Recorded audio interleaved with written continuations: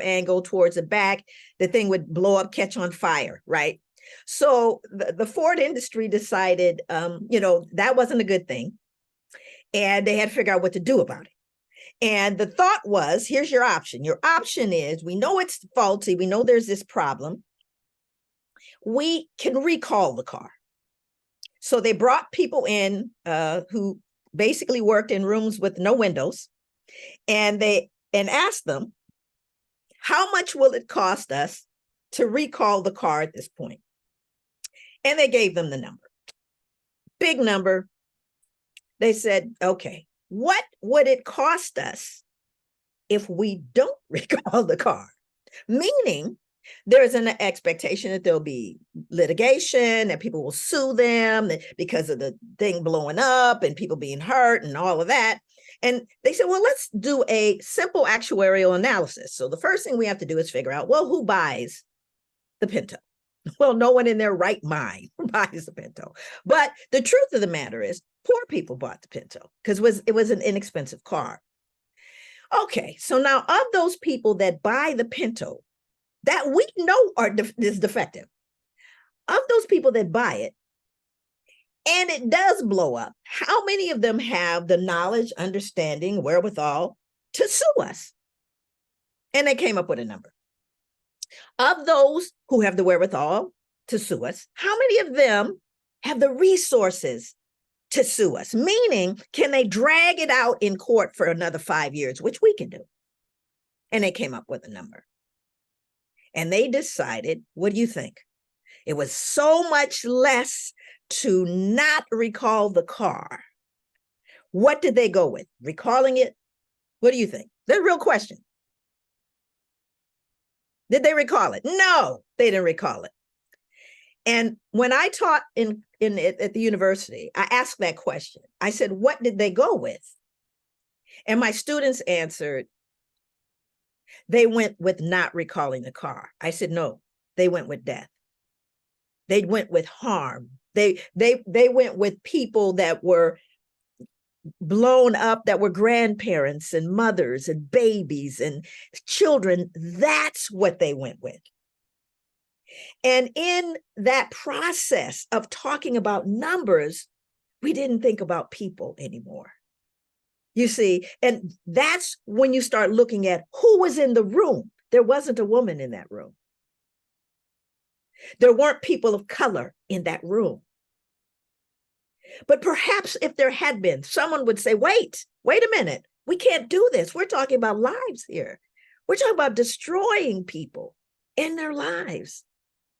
But you see, that didn't come up because we didn't have any diversity in the room. And there was no need for diversity because this is what we have, all the brightest and the smartest, and, people know how to cross their T's and dot their I's.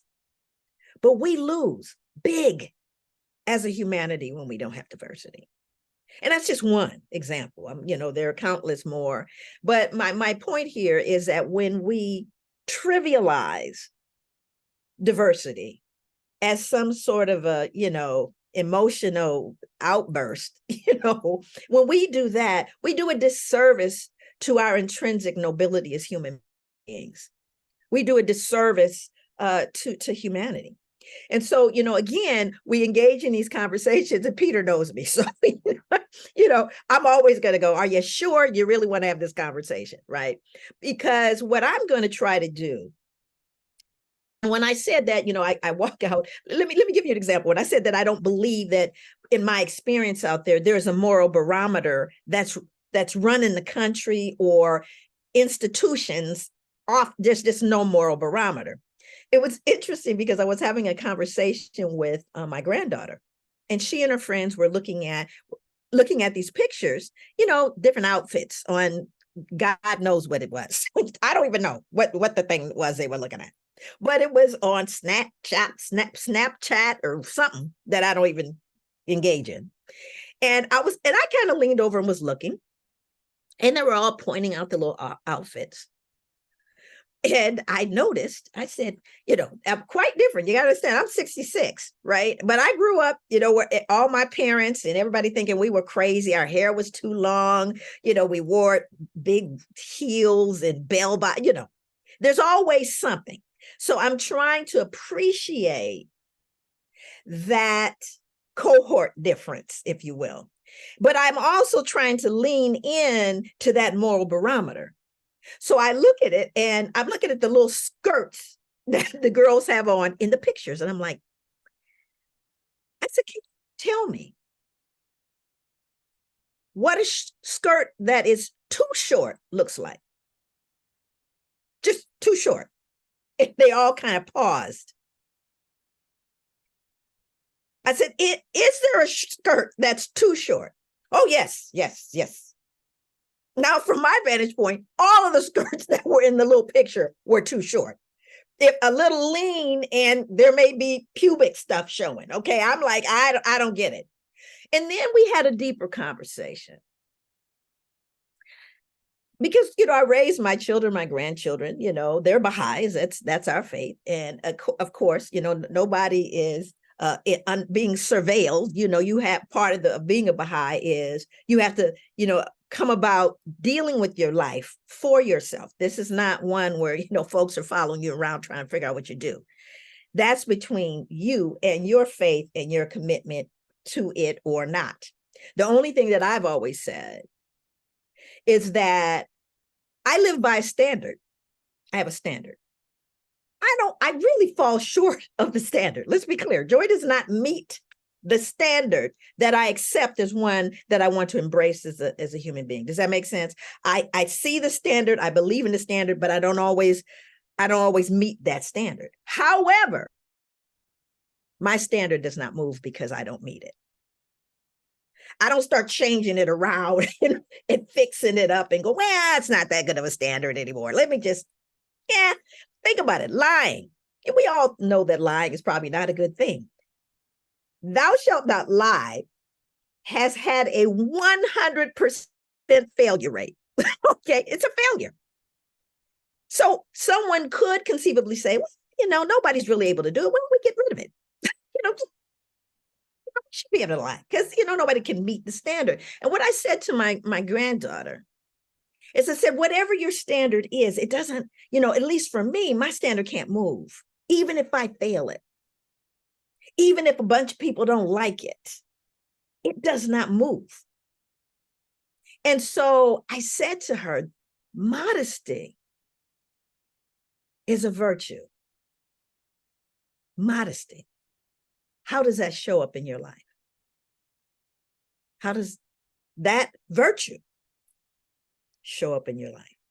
And part of the discussion, and what this is kind of leading into where I'm going with my presentation, is we often intellectualize things. We put everything between the ears, but it's not all between the ears.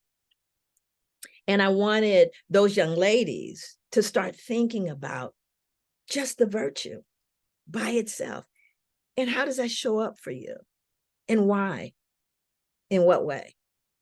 And unless we begin to have these kinds of conversations, these kinds of dialogues, it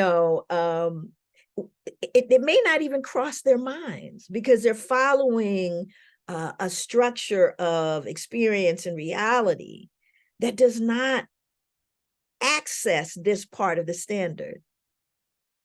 So with all that being said, that was just kind of like to kind of get us in the direction of where I'm going.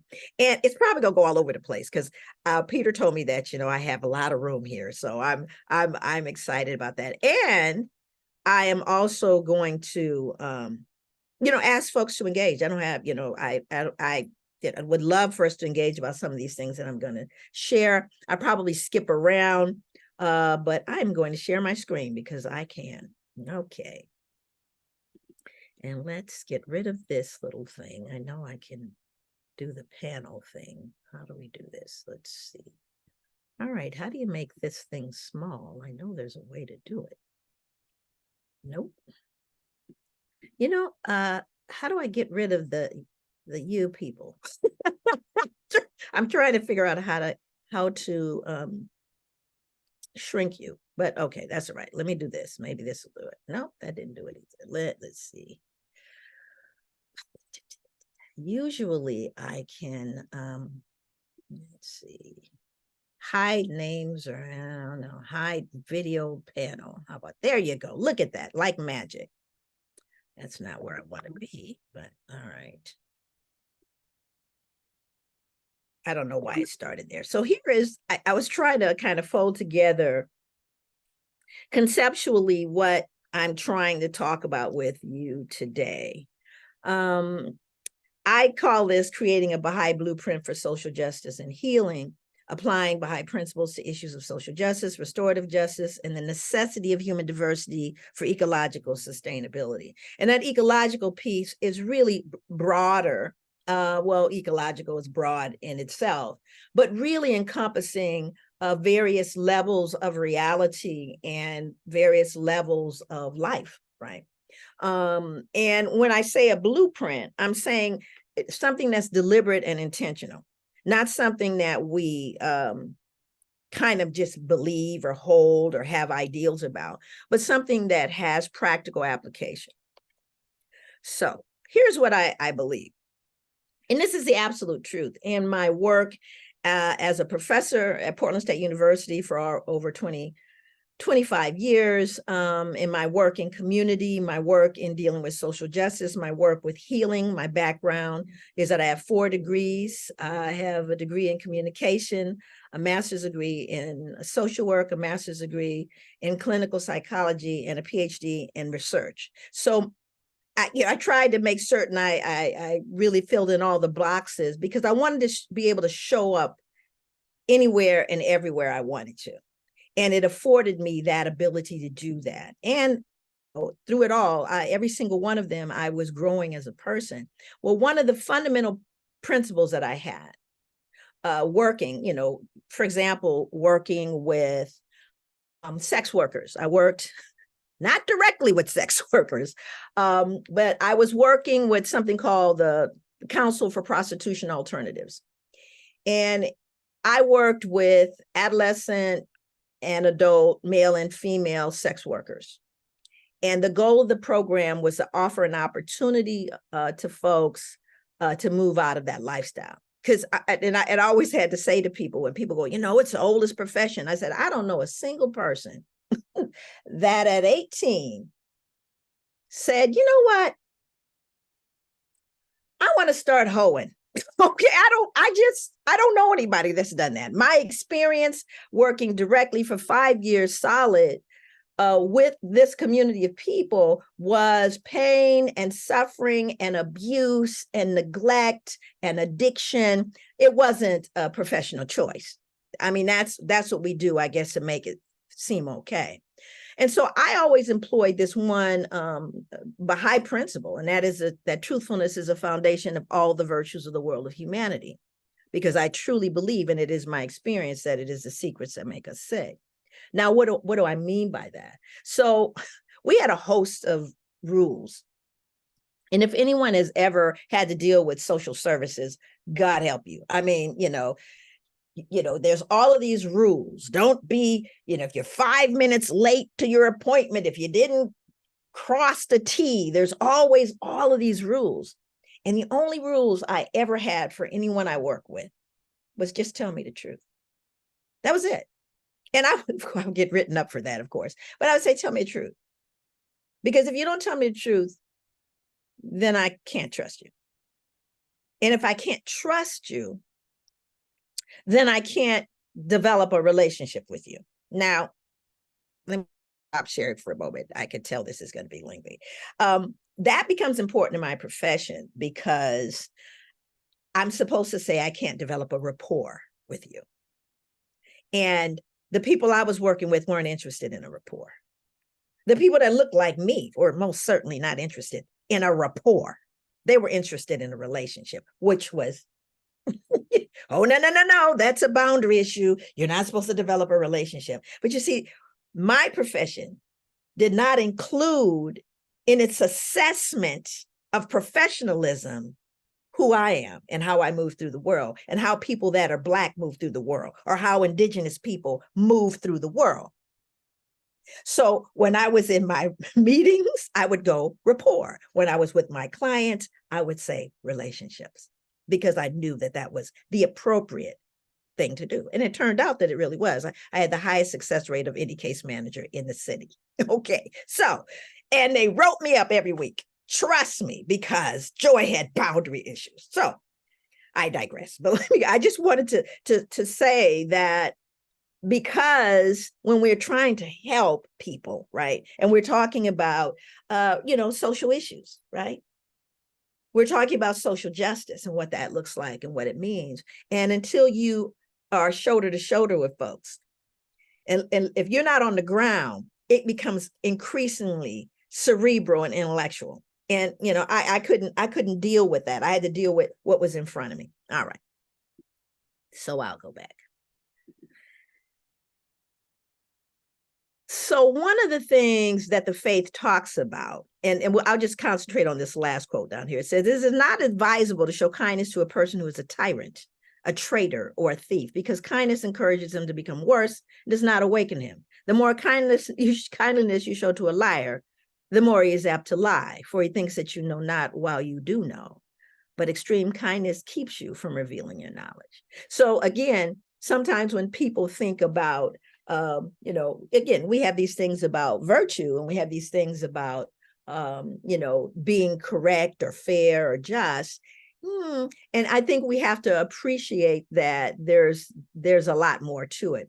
I'm put these two quotes together because, sorry, I didn't mean to do that. Why did it do that? Bryan Stevenson, who is a founder of the Equal Justice Initiative, and if you know anything about the lynching memorial that is in Montgomery, and Bryan Stevenson is truly an incredible man who has devoted his life to saving lives, literally. He has worked with people on death row that could not afford proper counsel, people who have been wrongly. The man is amazing. He's amazing. And I've had the great opportunity of engaging with him. He said the opposite of poverty is not wealth. The opposite of poverty is justice. And part of what I want to talk about today is that reality. And then Joy DeGruy thought about something. The opposite of ignorance is not knowledge. The opposite of ignorance is truth. Again, truthfulness is a foundation of all human virtues. And if we do not tell the truth, we cannot be well and we cannot be whole as individuals or a society. I believe that when people know better, they can do better. And that is also a practical application, because I've seen the before and after, right? I've seen what happens when folks don't understand or don't know what's going on versus people that have access to information, access to exposure to different things and people and systems. They tend to do better. That's my, and what I mean that in a way that can be measured. So I wanted to talk a little bit about this study. This is the longest study on human happiness found, and ever done, actually. And they found the key to a good life, right? And this was Harvard's 85-year study. And what they found when they were trying to get a sense of what is the actual key to happiness, right? And it was positive relationships.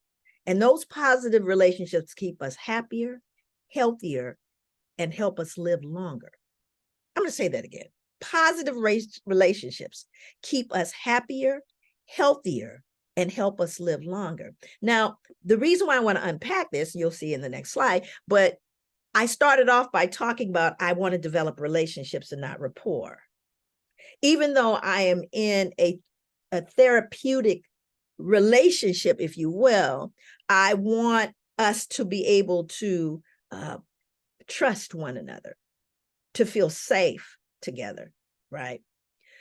So in this study, Since 1938, the Harvard Study of Adult Development has been investigating what makes people flourish. After starting with 724 participants, boys from disadvantaged and troubled families in Boston and Harvard undergraduates, the study incorporated the spouses of the original men and more recently, more than 1,300 descendants of the initial group.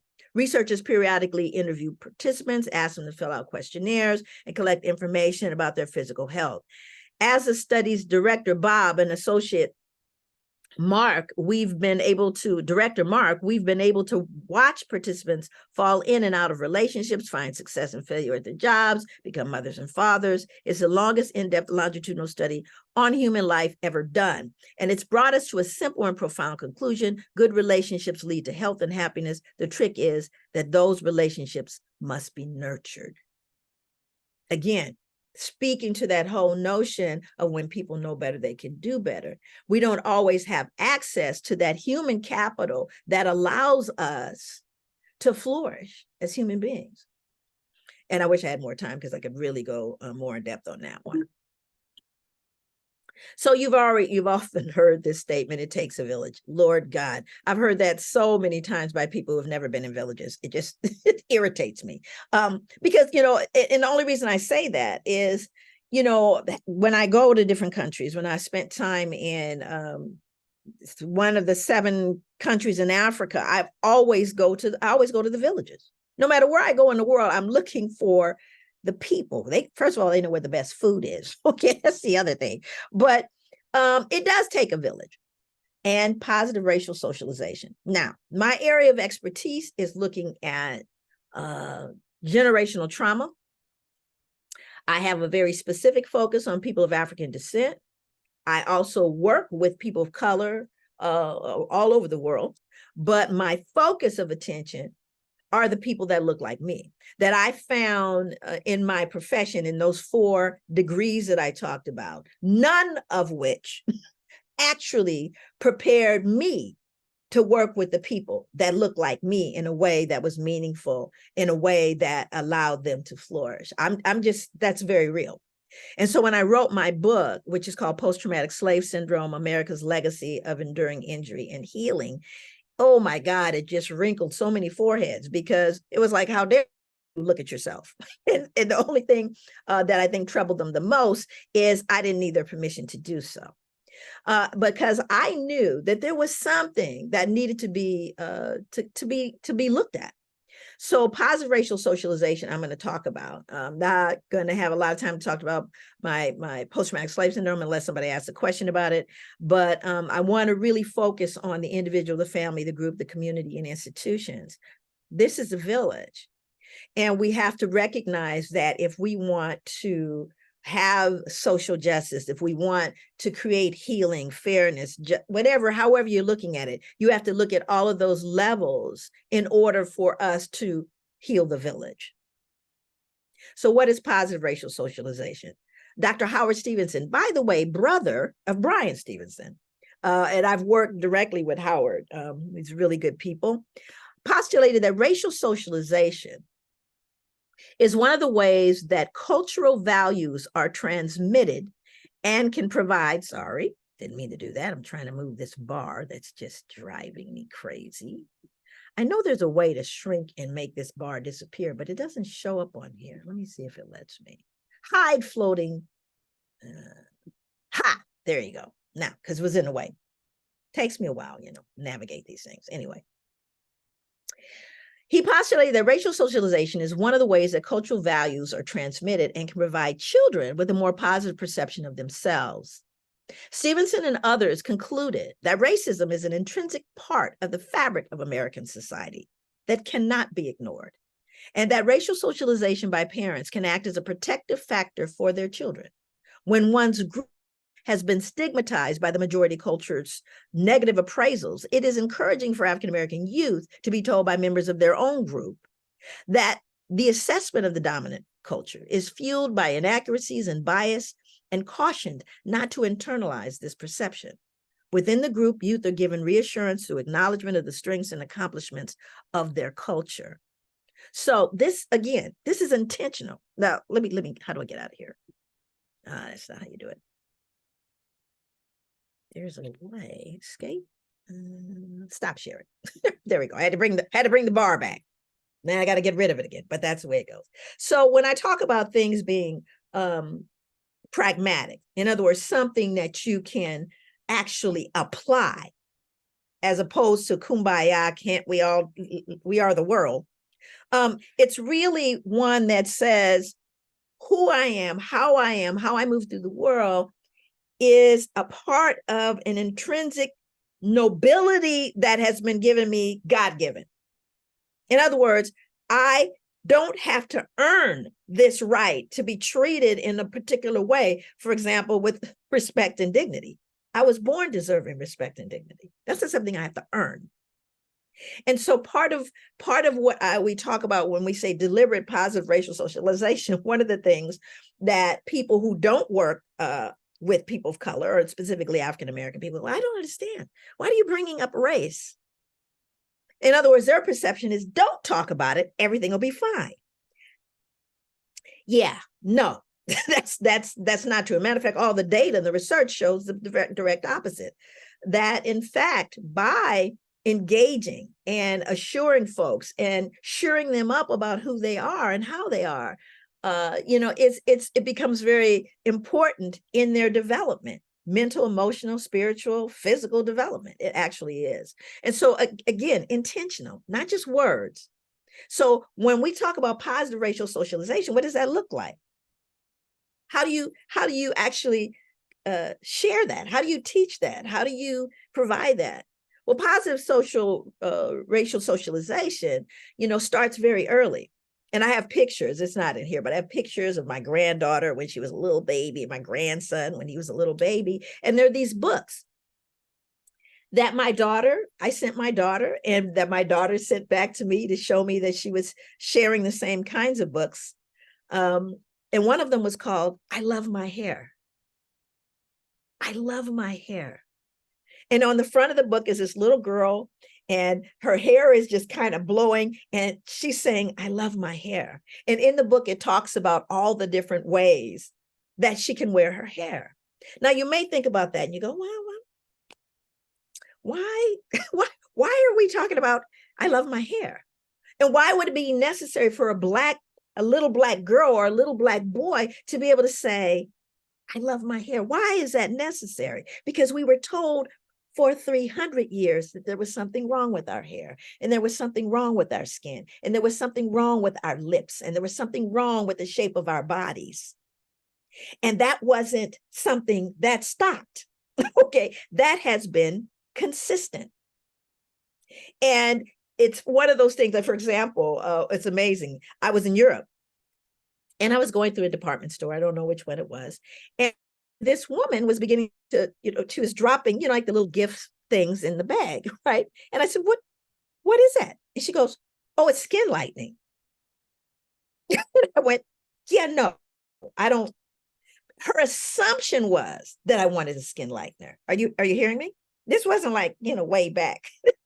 Her assumption was that I wanted a skin lightener. And so there's something wrong with the actual color of my skin. So when I say that these things are necessary, they're absolutely necessary. It was necessary for my children, my grandchildren to know and embrace themselves in their full beauty. Hence, I love my hair, starting at 2, right? 2 years old, right? Because we have a world that's going to tell them there is something wrong with it. And even as an adult professor, I was a tenure track professor at Portland State University. And anybody who's Black understands, like, for example, I have a head wrap on. People wear head wraps for all kinds of reasons. I had a bad hair day. That's why I have it on right now. I didn't have time to deal with it. But, it matches. It looks okay. I'm not going to shame myself publicly. So here's the thing. When Black women, very often, like I usually, if I were to show you pictures of me, you'll see various iterations. I have a natural, which white people call afros. Black people never call them afros. My hair is braided. I have various iterations of me. And when I was wearing my hair braided, what often happens is you have the in-between time. So I'm going to get my hair braided tomorrow. So you might pull it back, you might straighten it for the day, just, because you have the appointment the next day. Not uncommon, happens all the time. I came in to work on a day before the braid. So I had, straightened it a little bit, pulled it back. And when I walked in, you would have thought they had never seen me before. They said, oh, now that's professional. Right. This is not way back. Now I'm 66, but this wasn't that long ago, right? And my point here is that, once again, their assumption is their idea of beauty, their idea of professionalism has nothing to do with professionalism. It has to do with whiteness. Okay, purely with whiteness. And boy, they shouldn't have said that. Should not have said that to me. Because really, for me, first, I'm not asking, I didn't ask your opinion about my hair. That's number one. And I didn't need your opinion about my hair. And so the next day I really came out and came back to work with a rather startling hairdo for them. Bantu knots. They didn't know what to do with that. They were like, oh my God, what has she done? So again, these are real life experiences that if you don't have this understanding and you're judging from, throwing rocks from the bushes, you don't get it. And this seems, well, extreme, over the top. I assure you it is not. So we'll go back. All right. So this brings us to this notion of culture. So this isn't my work. This is the work of one of my most amazing friends and mentors, Dr. Edwin Nichols. Now, Dr. Edwin Nichols wrote something called The Philosophical Aspects of Cultural Difference, Understanding the Experience of Others. And he looked at, and I won't have time to look at today, axiology, epistemology, logic, process, and worldview. So I took Dr. Nichols' Philosophical Aspects of Cultural Difference and wrote a model. The model I wrote, which I won't be sharing today, is the relationship model of educational intervention. My assumption was, if this was true, and he's basically looking at and doing a real broad stroke. And again, this is not an attempt to squeeze everybody into a particular box, but to give you a kind of over a broad sweep of the fact that people look at their worlds in terms of their axiologies quite differently. Axiologies are not good or bad. They're not right or wrong. They're just different. Okay. Hence that notion of diversity, right? So the European axiology is member to the object. Highest value lies in the object or its acquisition. The African and Latinx or Latino axiology is member to member. The highest value lies in the relationship between people. The Asian axiology is the highest value lies in the cohesiveness of the group. And the indigenous or native axiology is the highest value lies in harmony with the Great Spirit.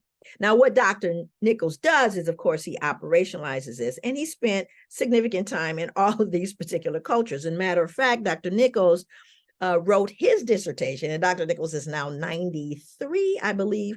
He wrote his dissertation in High German, right? So he's a very unique African-American man that has really centered himself in different cultures and spent significant time there. So what I did is, I don't have time to look at everybody, but I'm going to pluck out the African and Latinx axiology, and I'm now looking to test this notion of relationship. Now, this becomes an important, let me see, how am I going to do it again? I'm going to do it right this time. So if I were to take a look at the relationship being the highest value in African and Latinx culture, if we're looking at African Americans, that becomes particularly significant. Anybody have any idea why? The highest value lies in the relationship between people. Why is that important if we're talking about engaging social justice, anything that you can do with Black folks? Why is that important? The real question. It's a real question. Well, I'm sure there are probably several comments here, but I would say my initial thing is that if the way that you're going to get to somebody is through a relationship, then you have no choice but to establish a relationship with that person. That's it. That's bottom line. If no relationship, nothing's going to happen. Right. And what's important about that, there's two pieces, because if I am, and I've worked with victims of rape, right? I've worked with victims of rape professionally. I'm not going to send a person a referral that has been raped with whatever gender raped them, right? I am going to be sensitive to the fact that they may be triggered by that. Does that make sense? So if we're looking at people of African descent, where probably the most egregious thing that was done was the severing of our relationships. Come on now, American chattel slavery was every bit as horrific to a culture where that is the center of your reality. Does that make sense? I'm going to pay attention to that because I know it's been assaulted. I know relationships have been assaulted, distorted, and perverted. And it shows up in everything that we do. I was talking, I teach a course. It's a 10-week graduate level course I teach online. I'm currently teaching this fall session. And what I recognize is that when we start talking about healing, or we start talking about relationships, people in my course who are from literally all over the world. That's why I do an online course, because I want everybody to be able to show up. I don't care if you graduated from high school. Everybody gets to show up in my class. And if you want continuing education credits, there's some stuff you have to do. But the bottom line here is that when I start thinking about relationships and how they've been assaulted, and I want to help, right? I have to appreciate exactly what was said. For example, Dr. Nichols talks about how our axiology shows up in common things. For example, greeting. Let's just look at every culture in the world has greeting, every culture, right? But the greetings are often reflective of the axiology. So when you talk to someone, you say, hello, how are you? How do you do? How do you do what? It's a greeting, Joy. It's not deep. That's a European greeting, right? It's a greeting that maintains a certain level of propriety. You're dignified. You're not, moving too close, not too far away. How do you do? How do you do? Which is almost a measurement, right? But it's an interesting dynamic. Now, if you're Black, not only will you say, how are you doing? What else might we do? And you've seen Black people. If I had two, I think my brother's around, if my brother was around, if I had two Black people in here, Black men, anybody know what they would do? Perfect strangers. There'd be, all of this stuff, it's almost ceremonial, right? But it's to establish what? It's to establish the relationship. So if I'm walking down the street right now, honest to God, if my window was open, every car driving by would wave. People would, if I'm walking in the grocery store, people would go, right? Walking down the street, person on the other side. Right. Now, that behavior, right, is, and of course, with my white friends, they go, gosh, Joy, you know so many people. I don't know those people. But greeting is not perfunctory. It's not a basically one of those areas of my life that it's a formality. It's just something that you do. It doesn't have anything. You just say. So in fact, I could go into my job at Portland State University with people I've been working with for years, and they may not say anything to me. They may be standing right next to me and not say anything, and they're figuring I see you.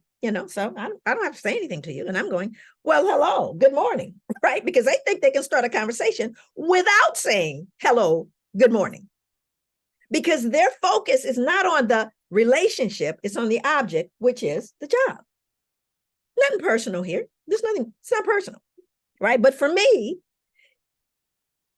what do you think would happen if a person that was Latinx or African American walked in the house and walks right past Aunt Dolores? What do you think? You think that's going to be okay? You think, well, is that going to fly? You think you're going to come in? I don't care where you're going. I don't care if you're trying to run to the bathroom. I don't care what you're doing.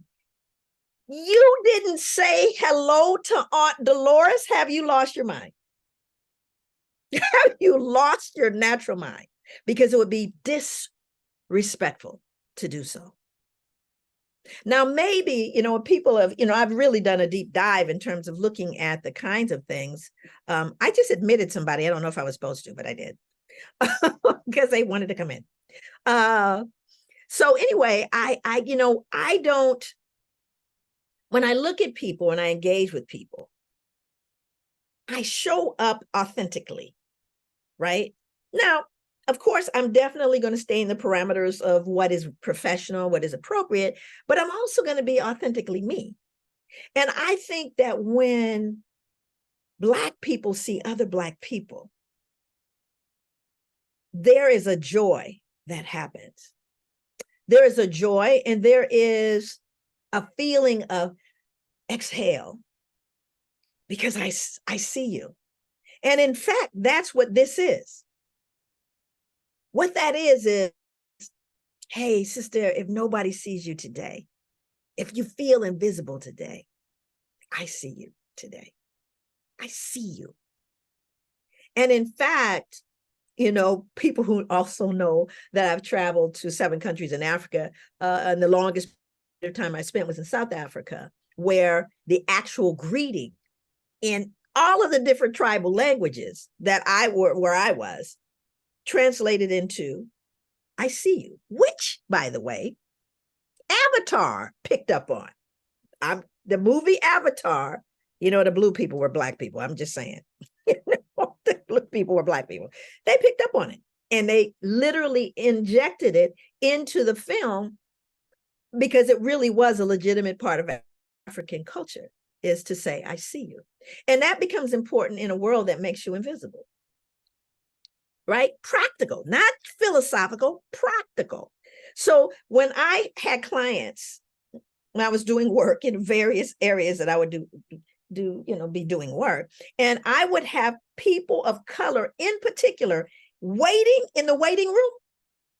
They could be waiting in there to see if, they're going to get a voucher. They could be waiting because, they're on probation and they're worried they're going to get fired. Any of the above could be the reason why they're in the room. When I tell the receptionist, when these folks show up, you let me know. I immediately come out and I say, hey, listen, I know you're out here. Hey, I'm Joy. Shake your hand. Hey, I know you're out here. We're busy, got a lot of people, but I just want you to know I know you're here. Total relaxation. Now I may have to tell them you're fired. Okay. So I don't know what it is going to be, but I can do that. They don't have to sit in there because I know what that feels like to be in there like that and to look around and not see people that look like you. So that one small gesture, right? Practical, positive racial socialization. I tell children, you are not the descendant of slaves. You're the descendant of captured free men and women. I tell them that, who we are and our contribution. I tell them if it gets really deep, you got your brother, your cousin, you got Ray, you got all of us, we got you. We got your back. And if we're not there, you got a God. Right? Positive racial socialization. It's a pragmatic piece. That's what I'm trying to impress on here. All right, let me share my screen again. So some of you probably are familiar with restorative justice. And it's really interesting because restorative justice, from a Baha'i vantage point, is a very critical and very real part of really addressing our nobility as human beings. So for those of you that are not familiar with restorative justice, I have employed what is called the relationship approach, which is the name of my model. But the relationship approach utilizes restorative justice, work. A system of criminal justice, which focuses on the rehabilitation of offenders through reconciliation with victims and the community at large. Restorative justice is based on respect, responsibility, relationship building, and relationship repairing. It focuses on mediation and agreement rather than punishment. It aims to keep individuals in the community and to create a safe environment where learning can flourish. Restorative justice is a fundamental change in how you respond to criminal violations and misbehavior. In the case of schools, the typical response to bad behavior is punishment. Restorative justice resolves disciplinary problems in a cooperative and constructive way, a three-tiered model of prevention, intervention, supported reentry. The first tier is all about community building as a preventative measure. The circles are based on indigenous practices that value inclusiveness, respect, dealing with things as a community, and supporting healing. The second tier is intervention, in which restorative discipline practices like mediation and group circles to discuss and mend the harm that was done. This could also be, monetary, where people have to actually pay for some of the things that they've done, with money. And the final tier supports the reentry of individuals back into the community. And in the case of students have been out of school, who have been out of school due to suspension, expulsion, truancy, or incarceration. The goal is to set individuals up for success no matter what their past. So here's where this is really interesting, because in the Baha'i writings, this is Abdul Baha, who is a son of the Prophet Baha'i faith, talks about prisons and punishment. And it's interesting because of the way and the manner in which he talks about it. He says, kindness, training, and education to prisoners is exceedingly important. Now, I wish I knew the year, and Peter, you might know, the year that Abdul Baha wrote this. I'm not really sure. Therefore, as thou hast exerted an effort in this, has awakened some of them, and has been the cause of the turning of their faces to the divine kingdom, this praiseworthy deed is highly acceptable. Assuredly persevere. Observe how many penal institutions, houses of detention, and places of torture are made ready to receive the sons of men, the purpose being to prevent them by punitive measures from committing terrible crimes, whereas this very torment and punishment only increaseth depravity, and by such means the desired aim cannot be properly achieved. Now, this is interesting. I know it's said in perhaps a language that some people are not familiar with, but this is exactly how I look at restorative justice, right? We recognize, and in fact, let me just see, I'm going to skip us to, let me see if okay, all right.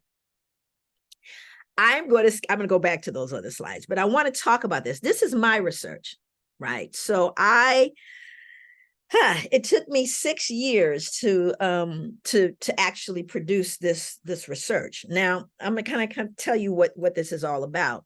I looked at 200 African American males between the ages of 14 and 20, 100 of whom were incarcerated, and 100 who were in the community, living in the community. They had the same socioeconomic backgrounds. They lived in the same zip code areas. Everything was the same between these two groups. The only thing different was positive racial socialization, meaning that these young men between 14 and 20 were engaged in community activities, sometimes faith-based activities, sometimes rites of passage programs, gentlemen's programs, all of these different things that they were engaging in the community. That's the only difference. Now, here's what my research looked at. Remember, I told you, looking at generational trauma. One of the symptoms that I say that post-traumatic slave syndrome exhibits is violence. That's one of them. That's not what I wanted to look at, by the way, in my dissertation. It wasn't what I was interested in looking at. I wanted to look at something called vacant esteem. But my dissertation committee said, vacant esteem? That's not a social problem. We don't care what your esteem is. We care about you being violent, because that's the fear. You see, the fear is, let's just keep you people from being violent. And the irony about this is there's a pathological fear in America on the part of white people about Black violence towards white people, which just simply has never happened. However, the opposite is true. A vigilante gang was formed. Matter of fact, the worst gang in American history, the Klan, that was formed because of the pathological fear of retaliation by Black people. That never happened. And oh boy, if we do a deep dive in that, it gets really ugly. Okay, so I'm looking at violence. It's one of my dependent variables. So what you see here is the use of violence. This is what I'm trying to predict. All right. So I'm looking at stress variables, violence witnessing. Why? Because violence witnessing, we know, is a plus sign, has led, we have reams of research that the more a person witnesses violence, the more likely they will be violent. Then we have violent victimization, same thing. We know that these are called baseline variables, these two, because we already know that these two produce more violence, right? But then there's this other one, daily urban hassles. This is a scale written by a Black man. And my hypothesis is that the more of this, the more violence. Well, what is a daily urban hassle? Do people approach you trying to sell you drugs? Do you try to find a safer route home from work or school? So these are daily urban hassles, right? And you start thinking about, we normalize it, right? Especially for people who live in urban settings. But I'm going to say, so all of these are going to lead to plus signs, which means more violence. But here are the sociocultural variables here. These are the ones, what does being Black have to do with it all? What is having historical trauma and contemporary trauma? What does that have to do with it? My hypothesis, remember, 100 incarcerated young men, 100 that were not. I did a stepwise linear regression analysis.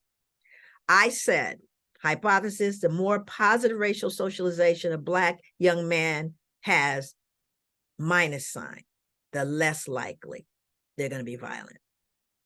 The other thing I showed up with was this notion of pro-social attitudes towards respect. The more respected African-American males felt, the less likely they were going to be violent. Now, in the end, all of my hypotheses were correct and statistically significant. So what I was able to prove in this 6-year study of 200 Black males is that the prison system that as it exists, the rehabilitative juvenile justice system, produces criminals. It does not rehabilitate them.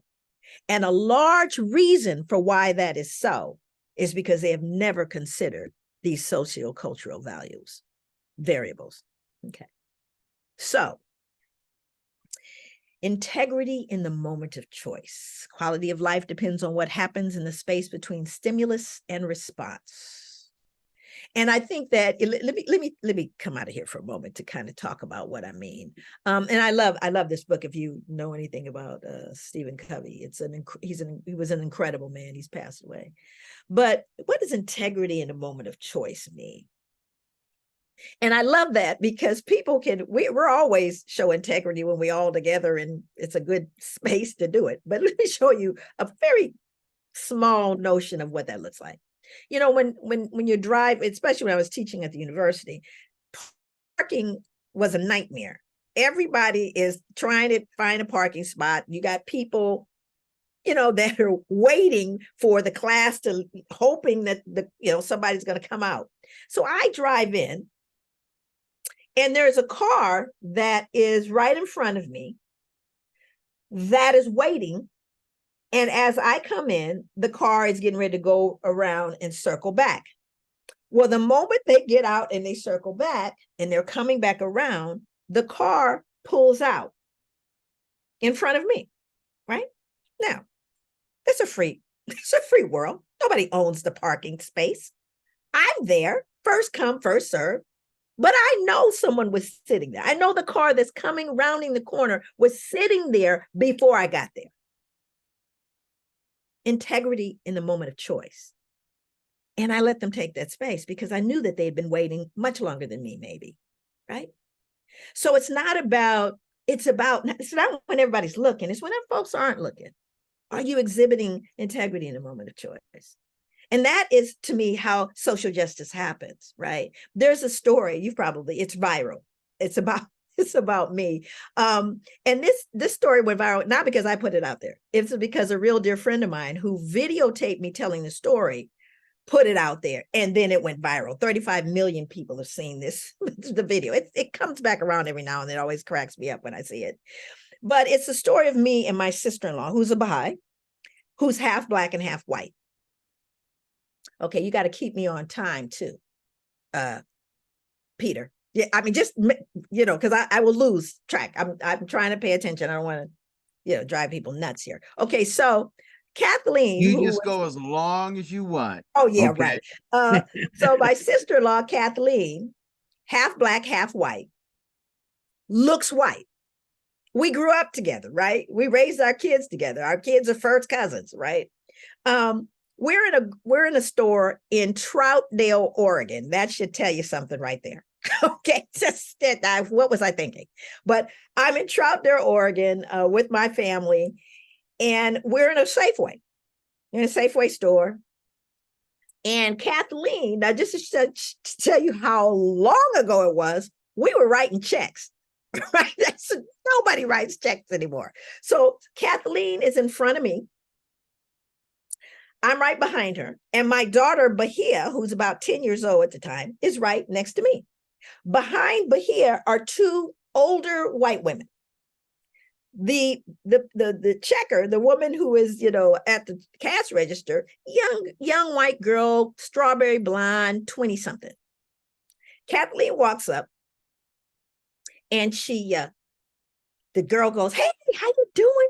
So isn't it a nice day?" And then she's just chatting up with Kathleen. And Kathleen's chatting back with her. And so Kathleen writes her check. She hands it to the woman. The woman puts it away. And Kathleen steps over to the side because she's waiting for me. We're in the same car, right? So she's waiting for me. But again, Kathleen looks white. She got blue eyes, right? So I walk up. The checker looks at me. Not a word, not a boo, hello, hate you, nothing. Just now, I got a 10-year-old daughter who's sitting here. That's her aunt. And she obviously notices there's a difference in the way this woman is treating her mother. So not a word, not a hello, not anything, just this kind of sour look. And so I write my check and I hand it to her. She picks up the check. She looks at it and she goes, "I'm going to need 2 pieces of ID." And I thought, okay. Integrity in a moment of choice. Now I am thinking, if I were to say to her, "Come on, why are you treating me this way? This is not what, I become the what? Come on, you know what I become. What's the answer? Come on, I want to hear you." The angry Black lady. Black woman. Right? We know her. You know her, right? So I'm trying to determine whether or not I'm going to do that. So you got to choose your battles. And I decide, okay, I'm going to just let it go. So I get out the 2 pieces of ID and I give it to the woman, hoping this will end it, but it does not. It gets worse. So then she takes the ID. She gets a big notebook, 3-ring notebook, opens it up. This is the bad checks book, right? Shows you all the bad checks and the ID of the people with the bad checks. At this point, I am holding my hands perspiring. My daughter can feel it. She's looking at me. She's looking at her auntie, and it's like, her eyes are saying, "Mommy, how come, she's doing this?" And just as I'm really struggling, Kathleen walks back over and she goes, "Excuse me, why are you doing this?" Well, what do you mean? Why are you taking her through all of these changes? She goes, "Well, this is our policy." She goes, "No, it's not. You didn't ask me." She goes, "Oh, I know you." She goes, "Oh, well, that's interesting because she's lived in this community longer than I have." Now the two white women, the elderly, older white women go, "Oh my God, this is horrible the way this woman is being treated. This is totally unacceptable." So the manager comes over because he sees the commotion. He says, "Is there a problem here?" And once again, Kathleen steps over and she explains what this woman did. Now, everyone in that space were changed. Do you see? But I'm not certain that would have happened if I said it. And that's when Kathleen, knowing that she has white skin privilege, knowing that they would believe that they're looking in the face of one of their own, she knew that she had a power, that she had an ability I did not. Now, for us, that got 35 million people have seen that video of that story. And Kathleen and I, we talk about it because it wasn't a big deal for her. It wasn't a big deal for her to be there for me. But what we realized happened in that moment, what we realized is that there are people that don't know what to do. And when they saw what Kathleen did, when they heard what Kathleen did, they realized that there was something they could do. In fact, if you start looking at the Karens, right? There's something called the Karen Act out in California. And these are white women that, we've all seen them, right? But if you see the people that confront them, they are white women. They're white women that'll follow them with the camera and going, "Why are you harassing this man because he's trying to barbecue? Why are you trying to get upset with this child because she has selling water?" There were white women doing that because they realized they had power and they found themselves able to do something. Does that make sense? Joy, can I add something to that piece? Sure, absolutely. From the opposite angle. This reminds me of when I was newly married, and if you want a poster girl for naive and ignorant, that would have been me. So I was pretty new to the United States, totally unfamiliar with racism. And my husband, who follows me everywhere, was a good sport and followed me through the fabric store. And of course, I'm like 2 minutes from closing, still gathering up my purchases. I get to the register, I check out, we're walking out the door, and he looks at me and says, "I can't believe you did that." He was so horrified. And I was totally perplexed. What did I do? I just checked out like I always checked out. "Didn't you see that lady before you who the clerk refused to wait on? She told her she was closing the register. And then you walked up there and said, 'Here's my stuff,' and let her wait on you." I was totally oblivious. He was in such shock that he didn't step up and say, "Hey, wait a minute, lady. My wife will go after your first customer." But had he not pointed that out to me, I never would have been aware from that point onward. Of course, then I was horrified to see that. Well, it was too late. We were out in the parking lot by then, so the lady who had been dismissed was gone. She didn't stand around to see it.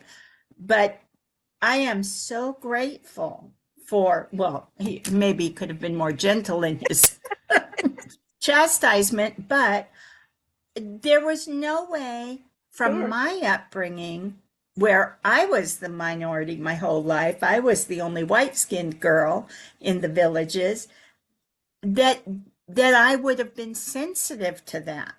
It's just another person. I'm not even paying attention to her. But that, and see, that answers it. That's so true, because remember I said when people know better, they can do better. Mm-hmm. You can't fix what you don't understand, or you can't Right. see. And we most certainly can't fix it if we can't have this conversation. Do you see what I'm saying? If we are so fragile, that we Mm-hmm. can't talk about it, then how can we learn? How can we grow? How can we change these systems that are so oppressive? And again, I think I really weigh on the side that most human beings, they're good people just trying to do their lives, right? I don't believe that everyone walking around has, this hidden agenda. Malicious intent. It's that most of us are not aware. What I have difficulty with are people who don't want to become aware or make anybody else be aware. Then I'm going, Right. we're dealing with some pathology, right? And so I think that what your experience is, it changed you. Mm-hmm. Change you. You're never going to be the same again, and you're going to pay attention, right? And again, And advocate. Exactly. And so the fear, though, oh my God, there's so much fear around just leaning in, Yeah. And again, everybody, I don't expect people to do what I do. No, but do something. Okay, do something, right? And that, to me, is the only way this notion of social justice can actually become a reality. The other experience I had that showed me on a more systemized level, that was very personal, how person to person I could be hurting somebody. Systematically, though, when I was a young Baha'i educator teaching with the core curriculum, one of my core curriculum colleagues had just returned from Africa, a white family, and her little 6-year-old, white as could be, got sent home from school for lying because they had talked about African Americans, and he said, "What's that?"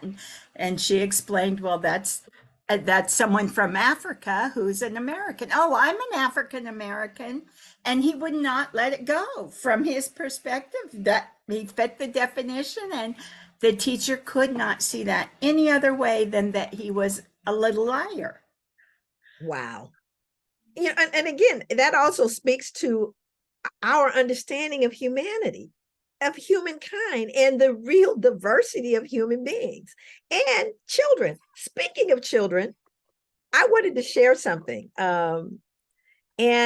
And this was something that my niece, who is, has a master's in library sciences and is an incredible educator.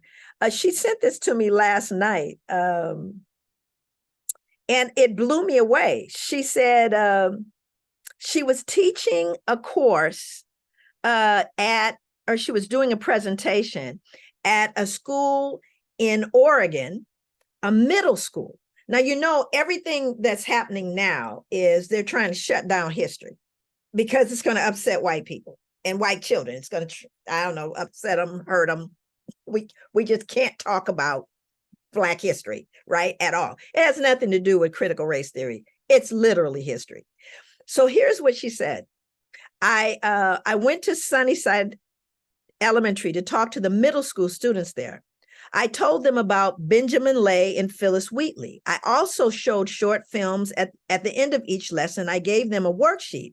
Here are some of their more amusing and insightful answers. Now, remember, these are middle school kids. Here's the question. Why might Thomas Jefferson have written that African people weren't smart or creative? Here are the answers.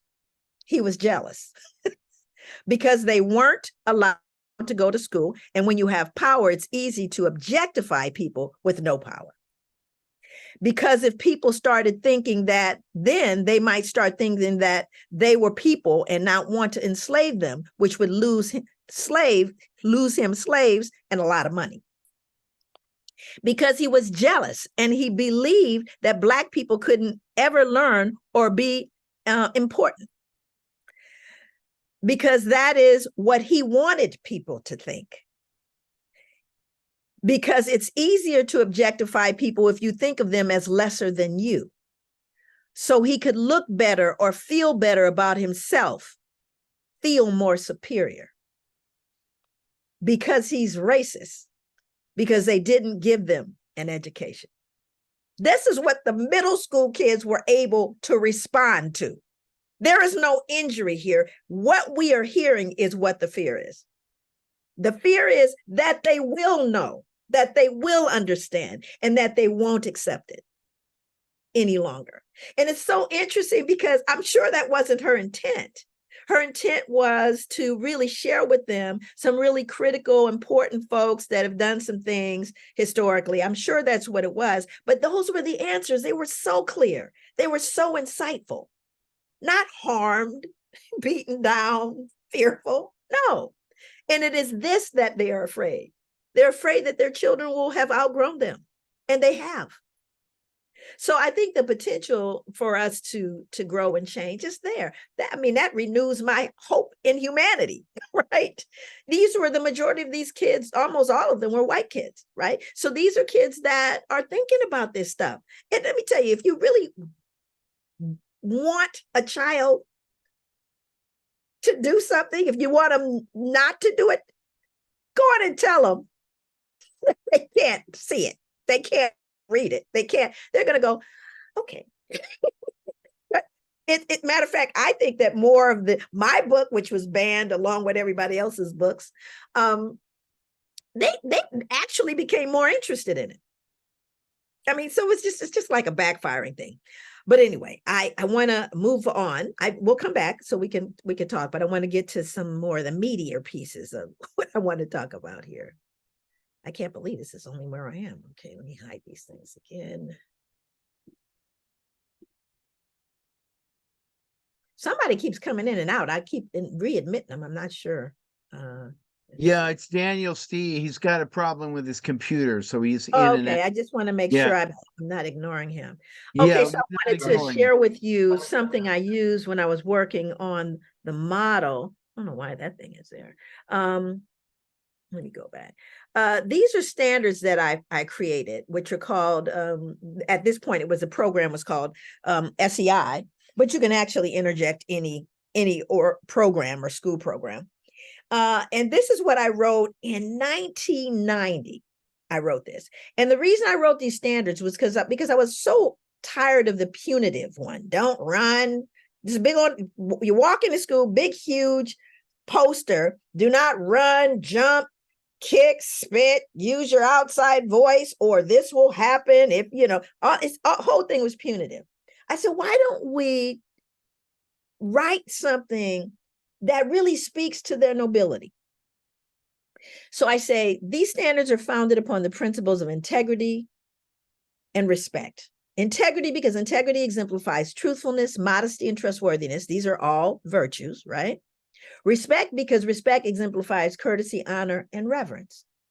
So I am saying to them that these are the principles that we stand on. That's a preamble. Every teacher in the program that I wrote this model, when I wrote this model, every teacher had to memorize the preamble and the standards, and all of the children participating in the program had to memorize these standards. So here are the standards. Now, there are only 6 of them, but they deal with almost any possible infraction.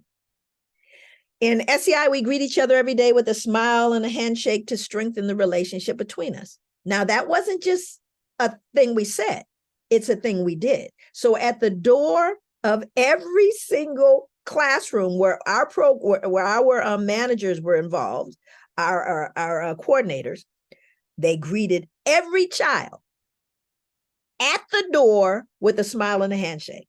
Now, you all know why, because the highest value is in the what?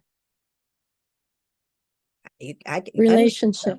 The highest value is in the relationship. So I'm going, Dr. Nichols, if your model is correct, I should be able to apply it and measure it for its success. So in fact, we had Northwest Regional Educational Laboratories actually evaluated the model. I'll tell you what the results were.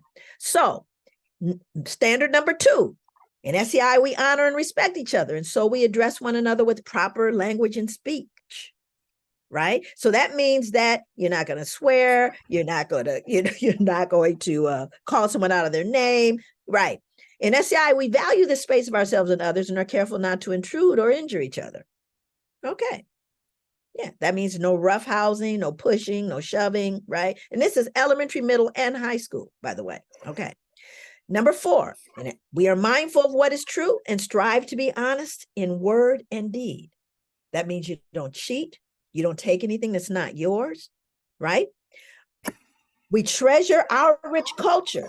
That's number 5. And we hold the cultures of all people in high regard. Everyone is safe here. Everyone gets to be who they are in this space.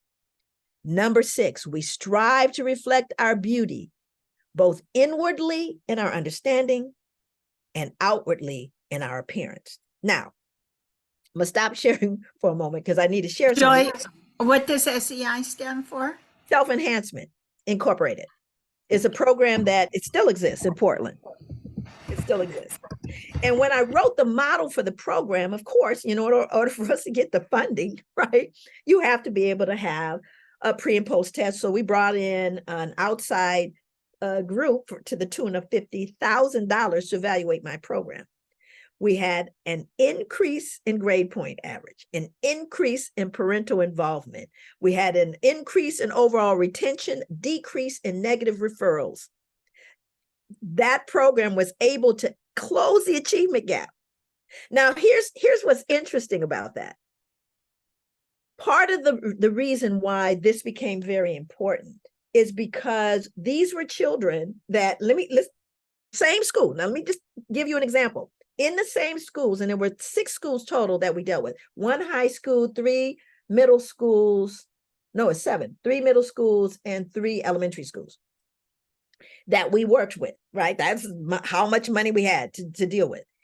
In these same schools, African-American and Latinx parents had a 5% engagement at PTA. So at the PTA meetings, they had 5% parental involvement. In our program, we had 95% parental involvement. Why?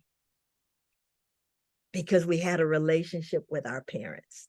Remember, I told you we have to deal with all the levels. We had a grandparent empowerment program. They had their own t-shirt that says, not retired, just refired, right? We sent them on a retreat. People who had never been on a retreat ever in their lives. That's what we did. We wrapped our arms around the community and we had extraordinary results. But I want to tell one story because it's a real life person. And I want to share with you how that relationship approach really impacted them. And actually, the reason why I'm going to share it is they actually gave me permission to share their story. So I was in one of our elementary schools. There's a gentleman, his name is Ulf Spears, Dr. Ulf Spears now, who was, one of the things the program did is they would have kids come through, graduate, and come back and give them jobs. And so Ulf Spears was the coordinator for our elementary program, which was at Humboldt Elementary School in Portland, Oregon. And he called me, because you got to remember, at that point, I had an MSW. I was the social worker. I was the curriculum. I wrote the curriculum. You had all these hats because there was nobody else to do it. So we did not have funding for special ed. And it was a little girl that was coming in that he was saying, I don't know what's going on with this little girl. So she would come in and she would be kind of disheveled, kind of dirty clothes. She would come in the classroom. She would put her head, this is second grade, put her head on the desk and cover her head with her coat the entire day. Right. So he asked me to come in. So I sat in the classroom and I watched her. And I said, okay, because the question is she special ed? Is she appropriate for our program? That was what I was supposed to do. I said, okay. I'm looking at her. I get on the phone. I said, the only thing I want you to do is I want you to make sure that she smiles at you and shakes your hand at that door. Don't let her not look you in the face and not see that smile. I want you to just do that for right now. Behind the scenes, I call our parent coordinator, Antoinette Edwards. And I said, Annette, we got to get in this kid's house and figure out what's going on.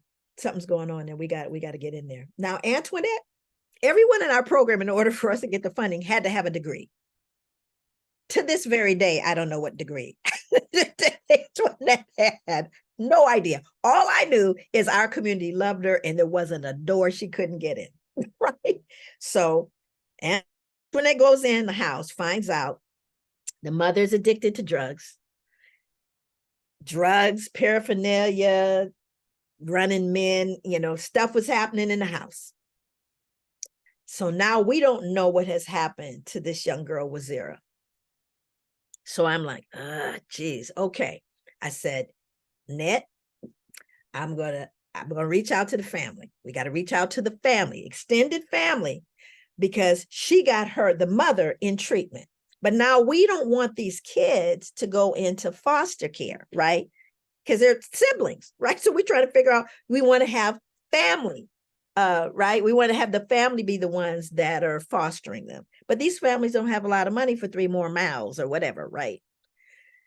So what do I do? Now remember I talked about relationships pragmatically.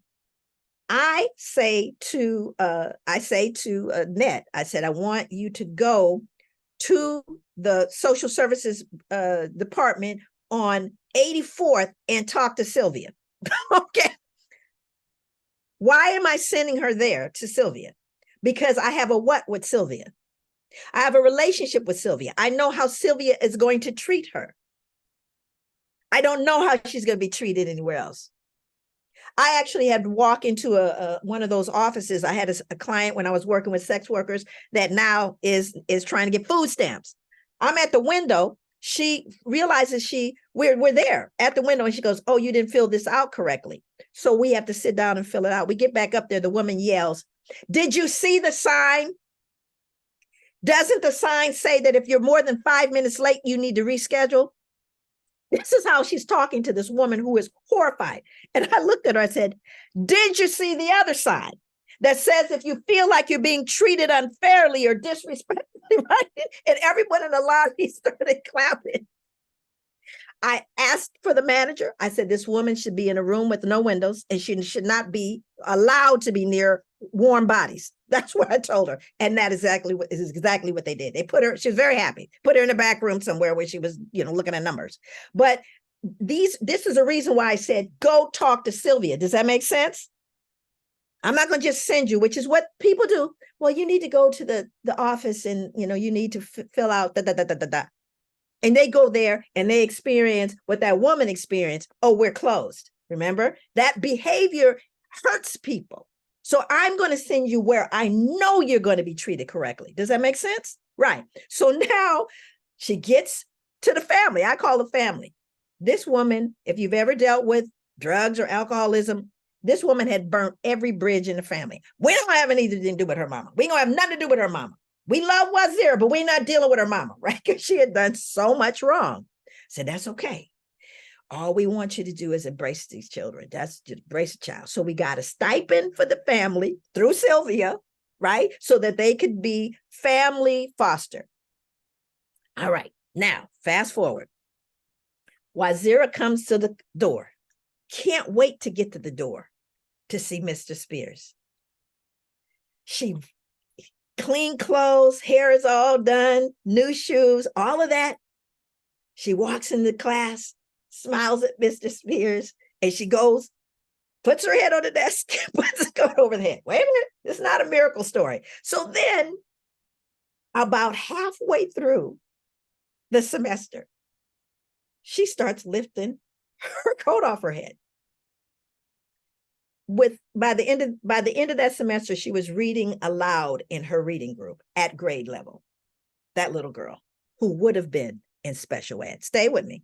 So, so we have, because our kids don't get rewarded, right? I also set up a way of, how you get on this dean's list or the honor roll or whatever it is. Well, I created something called the Most Improved Student Award. Which means Ronald only kicked people 6 times this year. He did it 12 times. And this class voted who got the most improved student award. So we had a spring rally, a summer rally, a fall rally, or winter rally. the biggest one was always the summer rally, right? So we're in the cafeteria. Remember I told you only 5% of the parents showed up. We filled the cafeteria.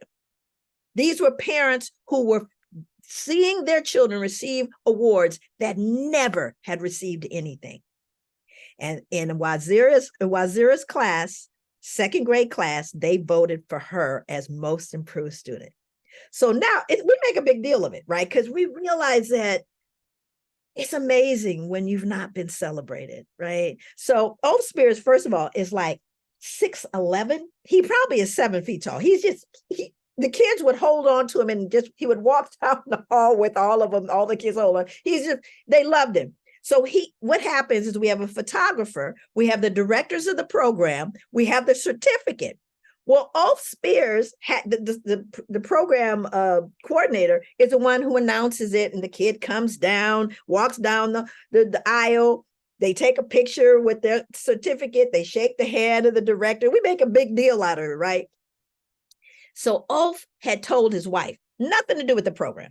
This is relationships. Nothing to do with the program. Tells his wife about Wazira. She makes a life-size rag doll. A life-size rag doll for this little girl. So Ulf is leaning over and he says, and for Humboldt Elementary School, most improved student award goes to Wazira Johnson. And there is a standing ovation. The entire community stood up for that little girl. And she was so scared she couldn't get out of her seat to come down to get the award. So the photographer, everybody walked down. He walks over. He gives her the certificate. He gives her the certificate and the doll. And she covers her head with her coat. I want to show you her.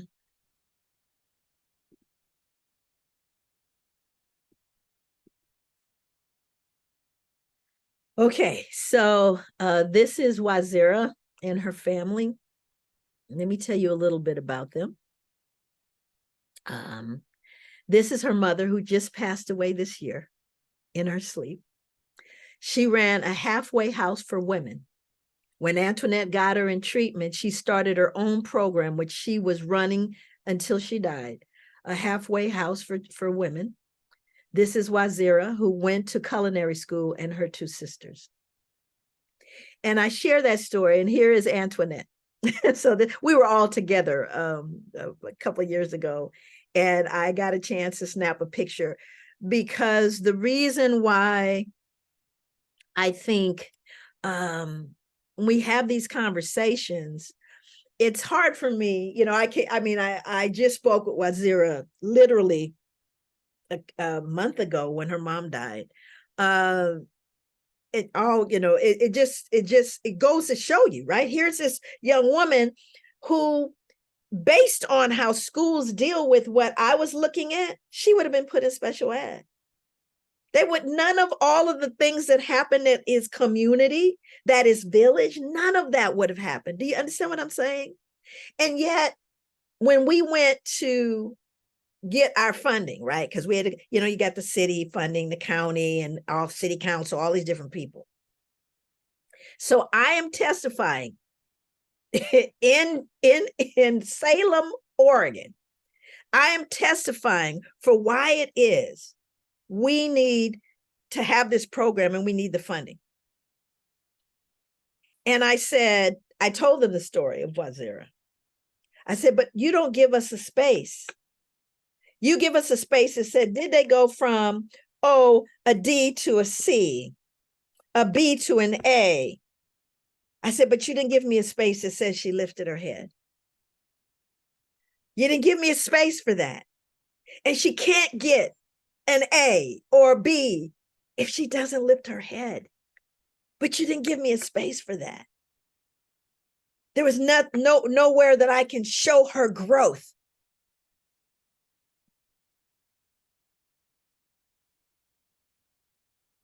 That's the problem. We don't see our humanity. It's not cerebral. This is hard work. It's hard work. I cross the T's, I dot the I's, I write the motto, I measure it, I prove it. But this is hard work. That's the spiritual component. That is the Bahá'í in me. That's how I show up. But there's not a space for it. And what we have to do in this work is make the space. That's why we need the voices. That's why we need Antoinette. And I don't care what her degree was, or even if she had one. But the systems that we deal with don't allow for this. Now, I crossed T's, dotted the I's, showed the pre and post, did the control group. It all worked out. But sometimes it doesn't like that. It doesn't look like that, right? And so I think that, the work, when people ask me about the work and, and of course, it has to be, you have to measure stuff. I believe in that. I believe strongly in evaluation. And it may, just because it works now doesn't mean it's going to work later or that it's going to work for everybody. So I believe in all of those things, but if you do not bring into this circle, this notion of applying virtue, applying truth, and I wanted to, I know I don't have that much time, but I wanted to share a couple of more things with you, and then we'll open it up. So I got to pick and choose. See, there was a couple of things that I really wanted. I created something, this is actually something that I developed for people. It's called the Village Chart. And I help people not only, some people will tell you, I said, who's a parent in your village? Who's mentor? Because your parent may be passed, but that doesn't mean you don't have parent in your village, or a mentor, or a counselor, or a career coach, or spiritual advisor, or health advisor, or a confidant, or a motivator, a defender, an advocate. Because see, I can put people in all of these spaces. And not all of the people that I put in these spaces are related to me or Black. And some of the people in my family can't be in my village, okay, because they're not right, but I can't allow you to cause harm. I'll work with you, I'll help for you, and I'll pray for you, but you don't get to wreak havoc in the village. So what I did was I help people learn, and I help people find folks to put in these spaces, because some of them say, well, all I've got is Dee Dee. That's all I know is Dee Dee. Dee Dee's my buddy. But Dee Dee can't fill all of these spaces. And we help people, and I have people step in, because I am parent for some people in their village. They're not related to me, don't even live where I am. But I serve in their village as parent. And it's a virtual village because we all live together, right? Malcolm said that. He said, if you stick a knife 9 inches into my back and pull it out 3 inches, that is not progress. Even if you pull it all the way out, that is not progress. Progress is healing the wound. And America hasn't even begun to pull out the knife. That is a reality in 2023. It truly is. George Floyd was not a surprise. He was just, it was caught on camera. But it's a truth that Malcolm saw. Now, people often talk about what they can do, right? What is an ally, right? You probably remember this woman, Bree Newsom. She gained national attention in 2015 when she was arrested for scaling the flagpole at State House in Columbia, South Carolina, and removing the Confederate flag. So there's something I wanted to, let me find that. There it is. So these, not that, where is it? That's not the right one. Where is it? I skipped it. I use virtues cards in my work with everyone. Let's be clear. Anybody who's in my class, we're going to go through the virtues cards. Anyone that I do, if it could be a corporation that I'm doing consulting with, we're going to go through the virtues cards. And the way I use them, and I'm going to fold that into Newsom, the woman who climbed that pole. But I wanted to talk about that. I'm going to come back to it. So 2 things. The virtues cards basically is I introduce myself to audiences, no matter who they are. I don't care who they are. Since we always do a virtues card. So the virtues cards, the way they work, the way I use them. And I don't know if you've heard, if you want to go online, it's called the Virtues Project. They're all kind of virtues cards. And I use them as a way of creating the tone for when I'm working with people. It raises the level, right? So you actually introduce yourself based on a blind pick. Matter of fact, I have a copy of it. Let me grab the cards. Just quickly, I'll grab the card.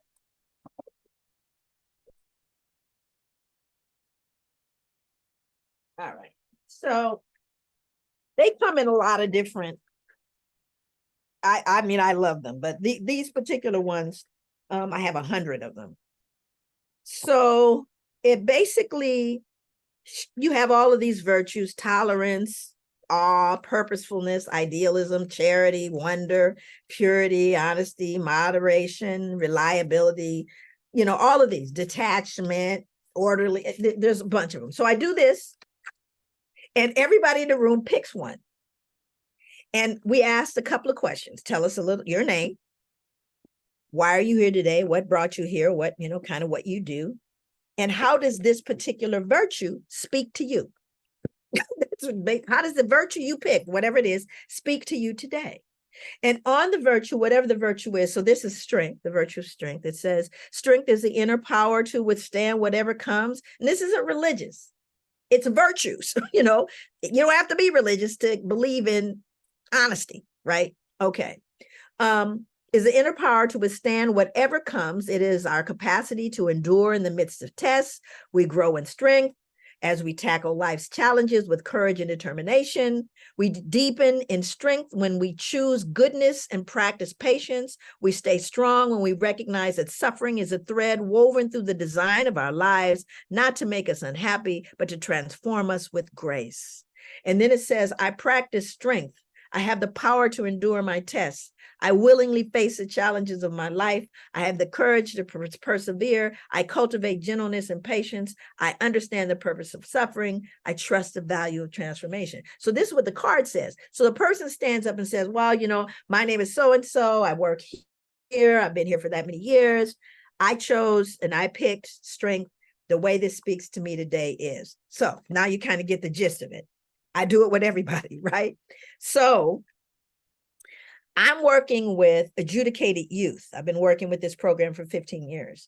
These are kids that have been incarcerated, or we're trying, the purpose of the program is to change their trajectory.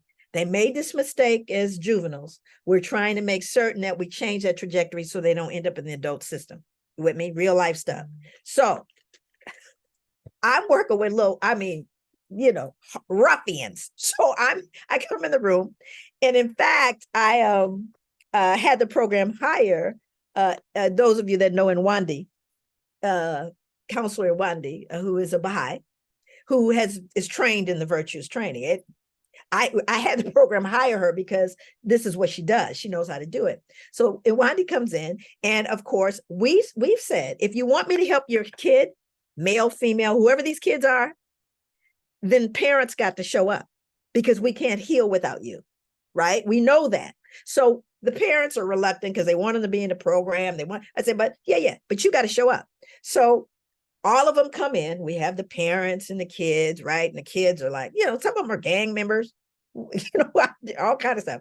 So this one man comes in with his son, but he moves to the other side of the room. He goes to the other side of the room, doesn't want to sit next to his son. It's really clear that he's not, with this kid. So the kid is in front of me.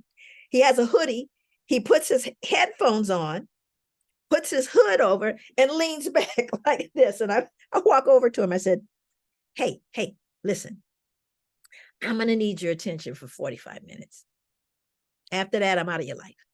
But I'm going to need you to be totally present. Take your headphones off. Is that something you think you can do? And he went. I said, okay.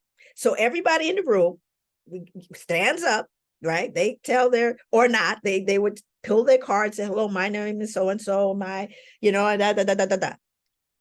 It gets to this kid, right? And he's kind of nervous. But he takes his card and he stands up. He says, I chose courage. And I've been through a lot of schools, and I'm getting ready to go to another alternative school. And I have to have the courage that people will not judge me by who I used to be. I have to have the courage that they will see the new me and accept the new me, right? And his father bursts into tears, runs over to his son and embraces him. One Virtues card did that. I couldn't have chosen that card for him. But that's when you really believe that there is a spiritual process, right? So even though I'm using this to raise the level so that we are all thinking in a positive space, there are all these miraculous things that show up as well. So last thing I'm going to say is about Newsom. Now, I was watching the people who organized that, because you got to understand, first of all, they planned and practiced that a long time before she shimmied up that pole, because that's not easy to do. Okay, first of all, she says, look, it is not easy going up a pole. So she had practiced it. They'd done it over and over again. They had an attorney there because they knew she was going to get arrested. Right? All of this stuff, they had planned the whole thing out. Everybody was ready. The day happened. One thing they had not considered. They could not have considered. So she is up the pole. The attorney is standing at the bottom of the pole. He overhears the police officers discussing how they're going to get her off that pole. And they decide they're going to tase the pole. He's the only one in the group, this white man, attorney, and he hears it. He doesn't have time to have consultation. He doesn't have time to do anything. So he just hugs the pole. He hugged that pole. Now, people, he knew that at that point, in order to shock her, you got to shock a white male attorney. I don't know if he thought that, but that's what it would mean. He just hugged that pole. And what people say to me, I really want to help. I really want to be an ally. I tell them, hug the pole. Thank you so much. Thank you, Joy. So, Wow. Wonderful. Joy, all I gotta say is you gotta come back. You gotta come back. We need to hear from you regularly. Okay. All right. Well, I hope you will all unmute yourselves and say whatever you want to say, ask whatever questions you want to ask. And I'm not watching the clock. I mean, there's 7 more minutes to 2 hours, but you can go on as long as you like. So I'll answer questions or just, we can have a conversation. I don't, want to belabor it. It's long. It's been long. Did I understand you to say that any of us are welcome to sit in on any of your classes that are online? Not my online classes. People pay for those classes. How I keep the lights on. Okay. And I'll tell you, it's a love fest. By the time the 10 weeks are over, I can't even explain it. There is so much love in the space, and I have people literally from all over the world. And it is so, it is just it's a wonderful class. And I have 5 actual classes where I am actually present. The others are videotaped. And there's a reading material, which is very powerful in my PowerPoints. But yeah, it's a great class. It's fun. What is the name of it? Are you going to send Peter the information? If you go to my website, Joy DeGruy Publications. Okay. I don't even know what the name of the course is. It's probably looking at historical trauma and post-traumatic But it's Okay. really looking at, and this is the only way you can get my model. Mhm. People often, you know, especially smart people with degrees go, "Oh, Dr. DeGruy, can we have your model?" I go, "No, you can't have my model." No, because the assumption is I'm smart, I can read through it. But when I tell you this is heart work, if you don't have that other information, Mhm. you don't know what you're doing. You may cause harm. Right. And it's not that I'm that attached to it. I'm more concerned that you're going to take a little bit of information and not know what you're doing with it. So at the end, and they don't even get the model until like week 9, Mhm. because we have gone through in-depth conversation, and it's intense. I mean, it's intense. It's intense. And what the class also incorporates is real life stuff. You know, we don't, you know, there's, you know, bombs dropping outside, I'm not going to go turn to chapter 3. You know, we're going to talk about, you know, we're going to talk about real life, you know, reading the reality of what's going on all the time. So it's a wonderful class, and I have incredible students. I have all over the world. Like I said, I had one woman, I have to say this, she's just so amazing. She's from India. And she had reached out to me because she was working on her dissertation. And she said, "I want to thank you because your work helped me save my people, the Dalit, Mm. the untouchable." And I just could not believe, she says, you gave me the roadmap to save my people. And it just, I mean, it just hit me. You know, I had no idea. You know, I mean, when I started reading about the Dalit, I just was so humbled by 20, what? It's something like 20,000 years, some crazy amount of time that that these people have been suffering in this way. Yeah, it's bad. Well, I would like to say that I understand why your class is a love fest. Every time I'm with you or every time I hear you speak, it's a love fest. I love your mind, I love your spirit, and I thank you for your sharing that, and God willing to be able to continue to share that and the best. Thank you. My pleasure.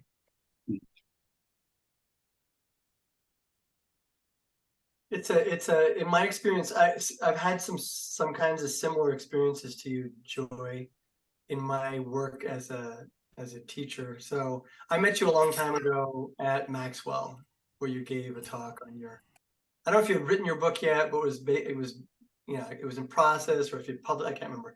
It's 1990.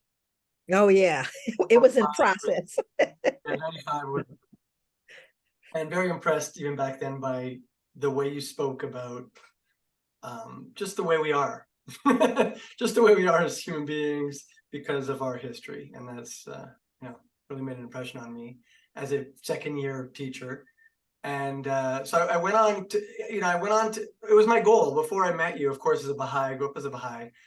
And I grew up in Montreal, Canada, where racism, I had a weird relationship with racism because I thought racism didn't really exist in Montreal, because in one aspect, Montreal, everybody can come to Montreal and you could be third, fourth, fifth generation Ghanaian or Haitian or whatever, and you're still have your culture.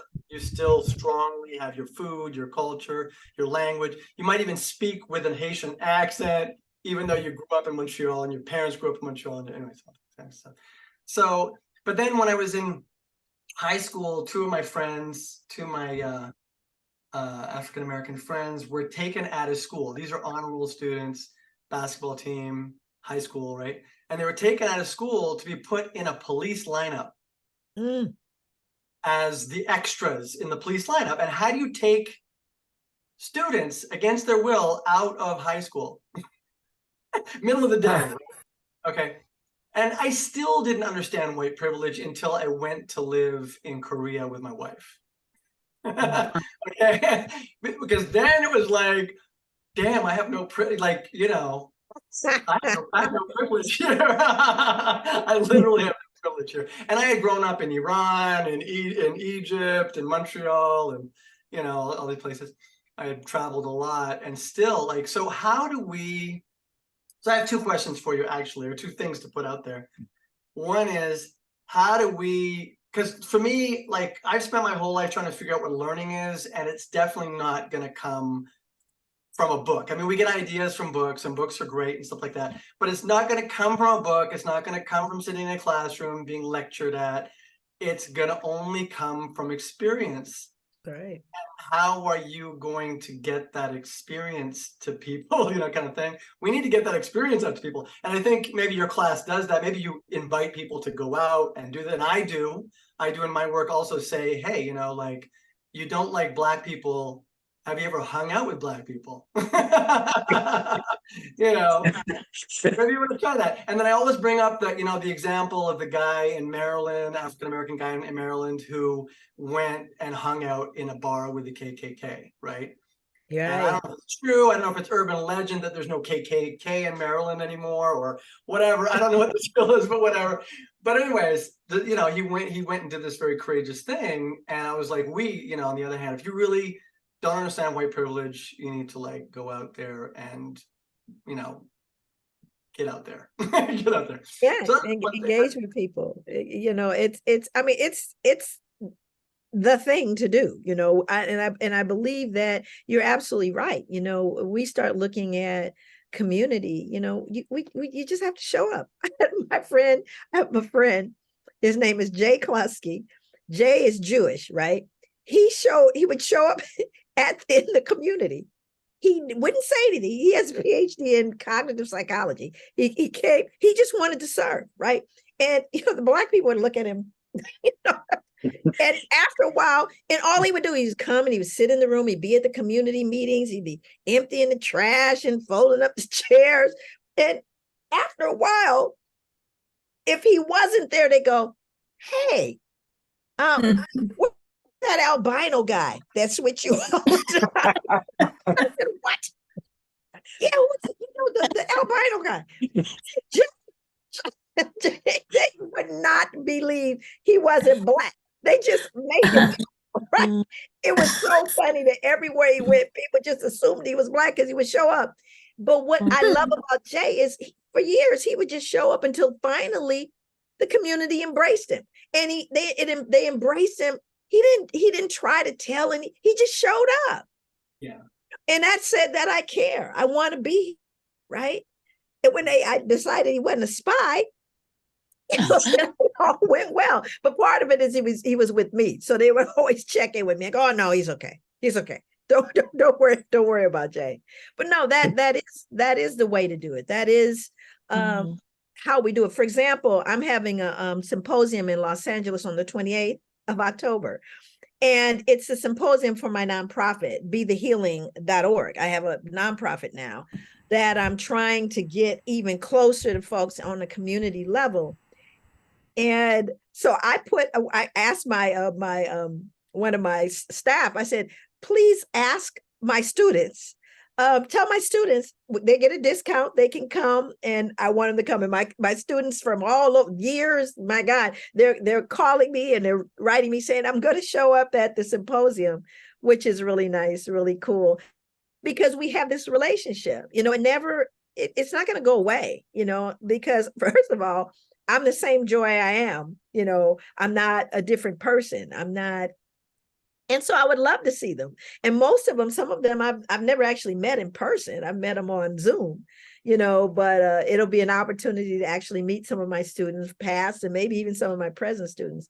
But yeah, you create those opportunities for people just to be with each other, to engage. And I think that's a large part of social justice. And the reason why I think Martin Luther King's, you know, his movement was so effective when it was, because they couldn't find a way. There was too many different people to hate. You know, it was like there were so many different people coming together. You could not combat it. You know, you had people from every walk of life that were shoulder to shoulder. And that's what it really dispels that myth that we can't come together. Of course we can't. We just have to have the will and the intention, you know, and create the space for it. And then so my other thing is I basically I'm going through this whole thing in my life right now because I basically lost my teacher certification because I went against the what you're talking about. You know, I went against the paradigm or whatever. So I did that my whole career. So I was a teacher in classrooms for like 18 years. And then, like you, I just, you know, they were always like, oh, we're going to put this kid in your class. We're going to put this kid in your class because you don't seem to see differences in people. You don't seem to see. And I'm like, no, I see the differences. I just don't label the person as that. Right. You know, and so, okay.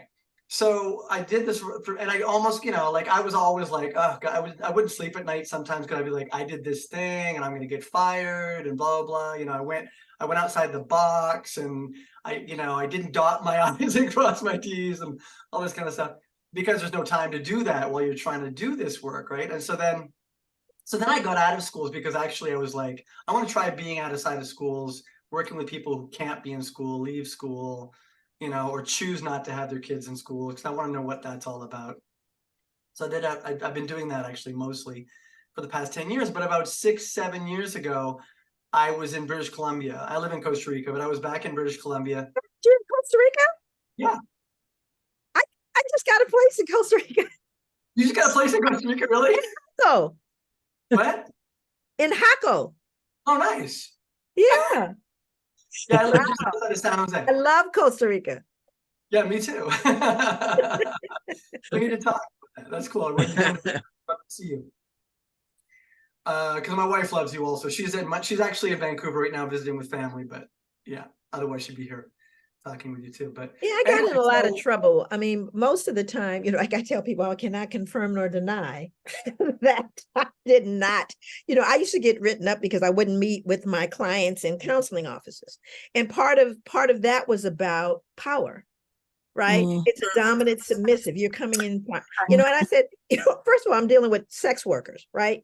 So my sense of things at the time was, I think you live in the dark. Let's walk in the light. So I said, meet me at the mall. Let's walk around the mall.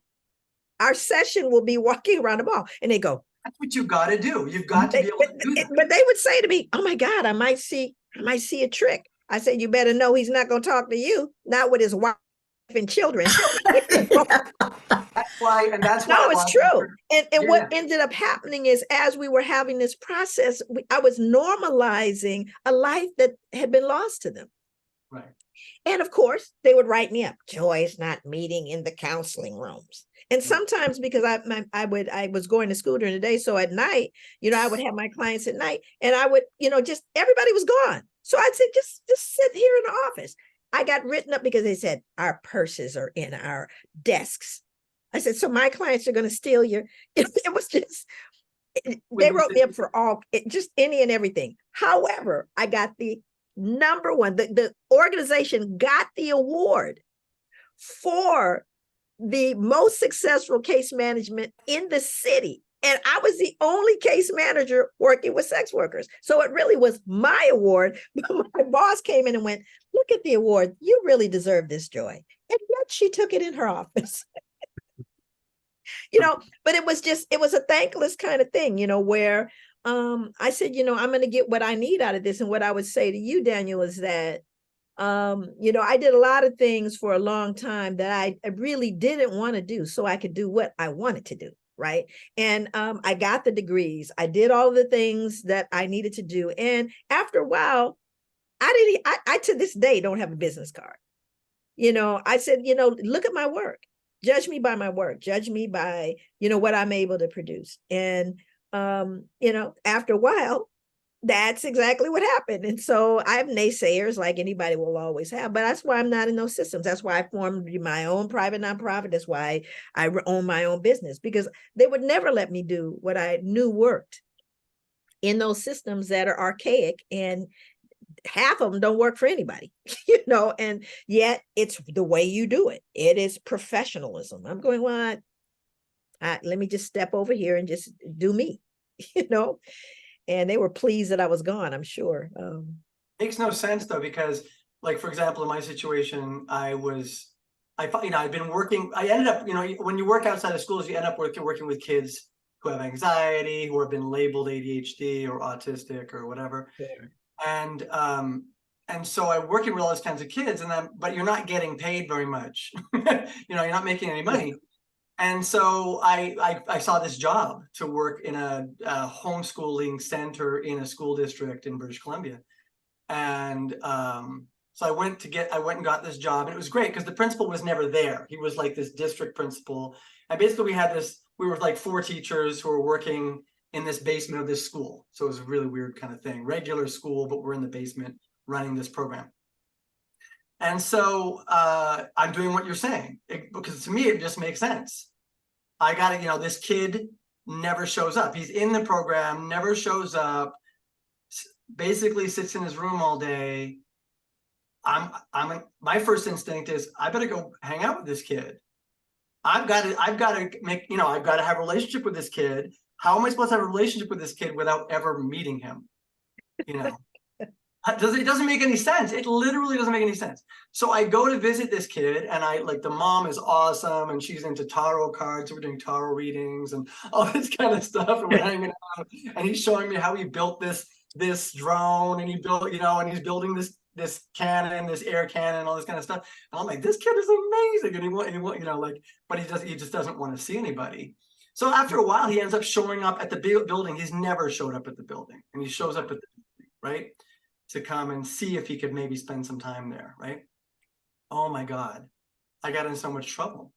I thought, oh my God, this is awesome. I got, this kid. No, I got in big trouble.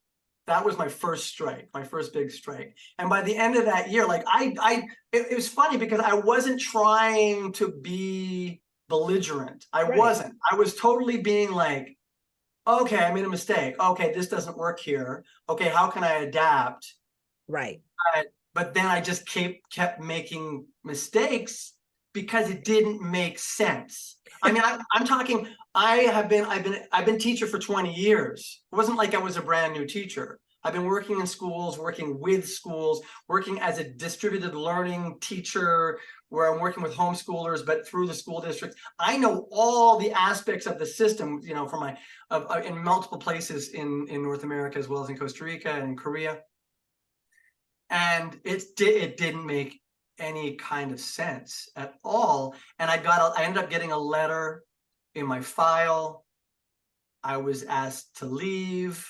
I couldn't get, and then the reason why I ended up, anyways, and then this principal wouldn't even give me a reference. I called him up and I said, I really apologize. I was not trying to cause problems, but could you, I don't know if I can get another job without your reference. And he said, there's no way I can give you a reference. Even though there were all these successes, like what you're talking about, all these successes of kids showed up that had never showed up. Kids were doing things that they had never been able to do before, yep. And, following, and it's funny because you had your list of principles, and I'm the same way. I'm like, we're doing this as a, you do something wrong and we're going to talk about it. We're not going to, there's no automatic punishment. There's no automatic restorative justice.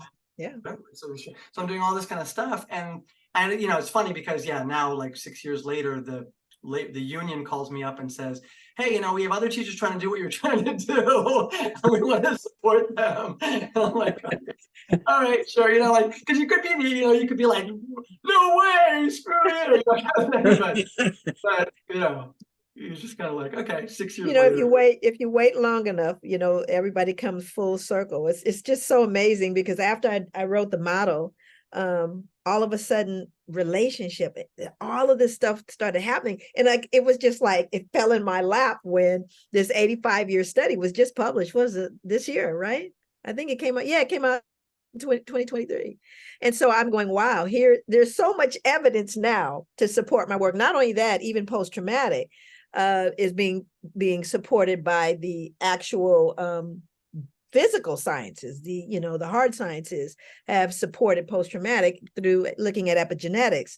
But I wasn't looking at epigenetics. I was looking at social learning. And so I knew it was true. I knew it worked. I knew what it was, but I was by myself. And now everyone really kind of supports the work. In fact, probably one of the most the biggest surprise I got of this year was from the president of the American Psychological Association, awarded me, called me up on, and I said, what? First of all, I kept thinking I'm in trouble for something. All I can think of is the president of the American APA. Oh my God, American Psychological Association. I am in deep trouble. And she awarded me because my work has been cited in refereed journals and in articles 1,700 times.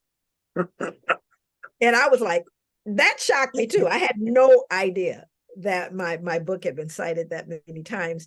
And the award is behind me. I was like, really? Right? So she did this nice thing online, awarding me. And again, the American Psychological Association is very, I mean, my experience has been pretty anal, about everything.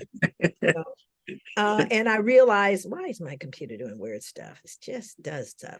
But what I realized too is that, sometimes when you're doing this kind of work, and especially like I tell people, it's heart work. It's not between the ears. It's not because you're smart. People say, well, I have several degrees. I'm smart. I said, but you may not be a person that should be in a room with warm bodies ever. However smart you are, right?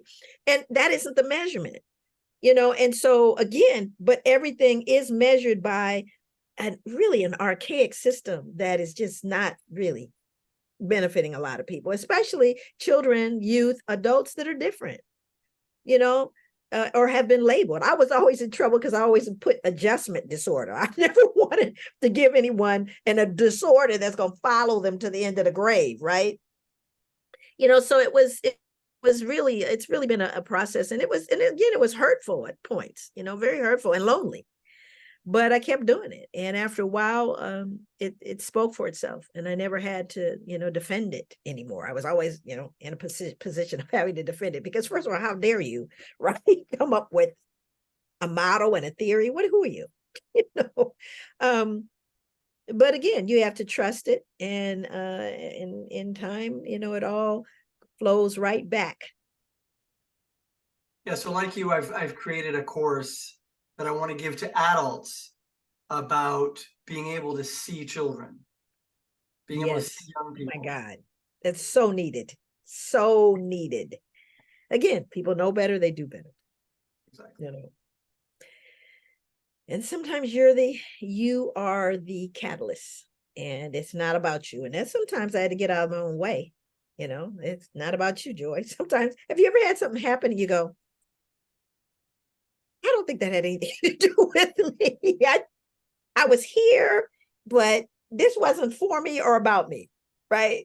I've had to be, take that. No, it's honest. I'm going, I don't know what that was about, but you ever feel like you're being used? Like, well, she's there. We're going to use her. And I appreciate that. I mean, I love that. And I have a great deal of hope. And at the same time, I think we need to pay attention to what's going on around us. We're looking for what the weather report is, and sometimes we just need to look outside. No, it's raining. It's not a 50% chance of rain. It's 100% chance of rain because it's raining. And I think we have to, as educators, we have to pay attention. We have to help parents, because, this is hard stuff. It's hard stuff if you, for example, we have several generations of children that weren't parented. There was no parenting that happened because of crack, because of the introduction of meth, all of these different things, all of it just destroyed families, destroyed them. Last story, I promise. This is my last story.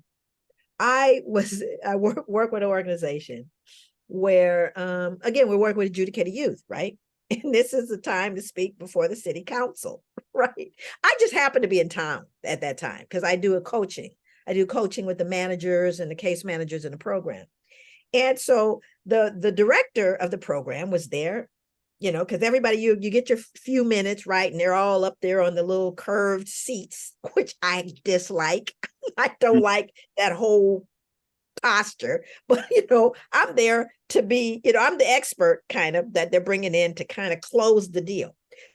So I'm sitting there because she's done all, she's got all the reports. We have all of the successes. We have the pie charts. We have the PowerPoint. This is how many people we serve. This is what we're able to do. And now, Joy, ring it on home, right? So I'm sitting there, and one of the council people said, so Dr. DeGruy, how do you think the families are doing? Because again, the program works with the whole family. Right? So I'm sitting there, and there's a pregnant pause. The program manager looks over at me like, what are you doing? Joy, Dr. DeGruy, what are you doing? And I'm just silent because I'm trying to determine whether or not I should say what I'm getting ready to say. Now, her thought was, we got this. Just reel it in, right? So I go, when she asked me this woman asked me that. I said, I'm willing to bet my life that when you say family and I say family, we're not talking about the same thing, right? So at this point, as some of the people from the South would say, you could hear a mouse pee on cotton. It's like, what? The whole room is like, I said, let me tell you about, because you want to know if we have moved the families from point A, crisis to thriving. That's what you want to know. But let me tell you, there's a young man who's in our program because he violated a restraining order. Black male, 18. So let me explain about this family. He and his siblings, his younger siblings, they live in the cold house because mom leaves right around Wednesday and goes to the boyfriend's apartment, the warm apartment with all the resources. He stays in the house, the cold house, with his younger siblings. And when he runs out of all his resources, he goes to the boyfriend's apartment to ask his mom if she can give him some money to feed his siblings. And in so doing, he violated the boyfriend's restraining order. Is that the picture you had? And if I were to look at the mature adult in this situation here, it is that 18-year-old boy that has violated a restraining order that now has a felony. I said, was that the family you were talking about? Because you see, they're not yet a family. They have to become a family before we can move them. They gave us some money, just so you know. They gave us some money. But the bottom line is, I knew we weren't talking about the same thing. I knew that whatever little image they had of the families we're working with, they didn't have a clue. Not a clue. They were judging it through their lens, and now they're going to determine whether we're worthy to get the money.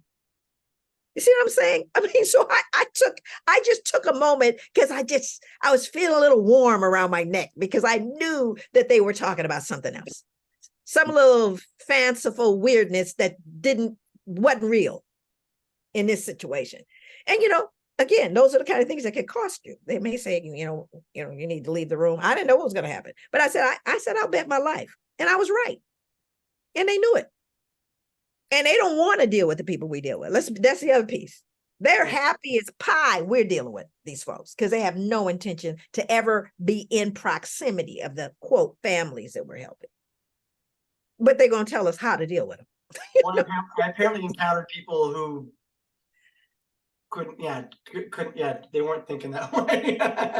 They were thinking, I don't care, we don't want you to do that thing. No, because, when you start breaking rules, you start costing other people stuff. And, and I get that. That's why I stepped off. I didn't try to work within a system that I was going to end up sick and ill because I could not. I had, and again, when I stepped away from that system, which promised me, great retirement package and all this stuff, I said, yeah, but I'll hate myself. I won't be able to look in the mirror when I go home. I can't live like that, And I said, so I'll just, I'll work at Sears and put stuff on the shelf.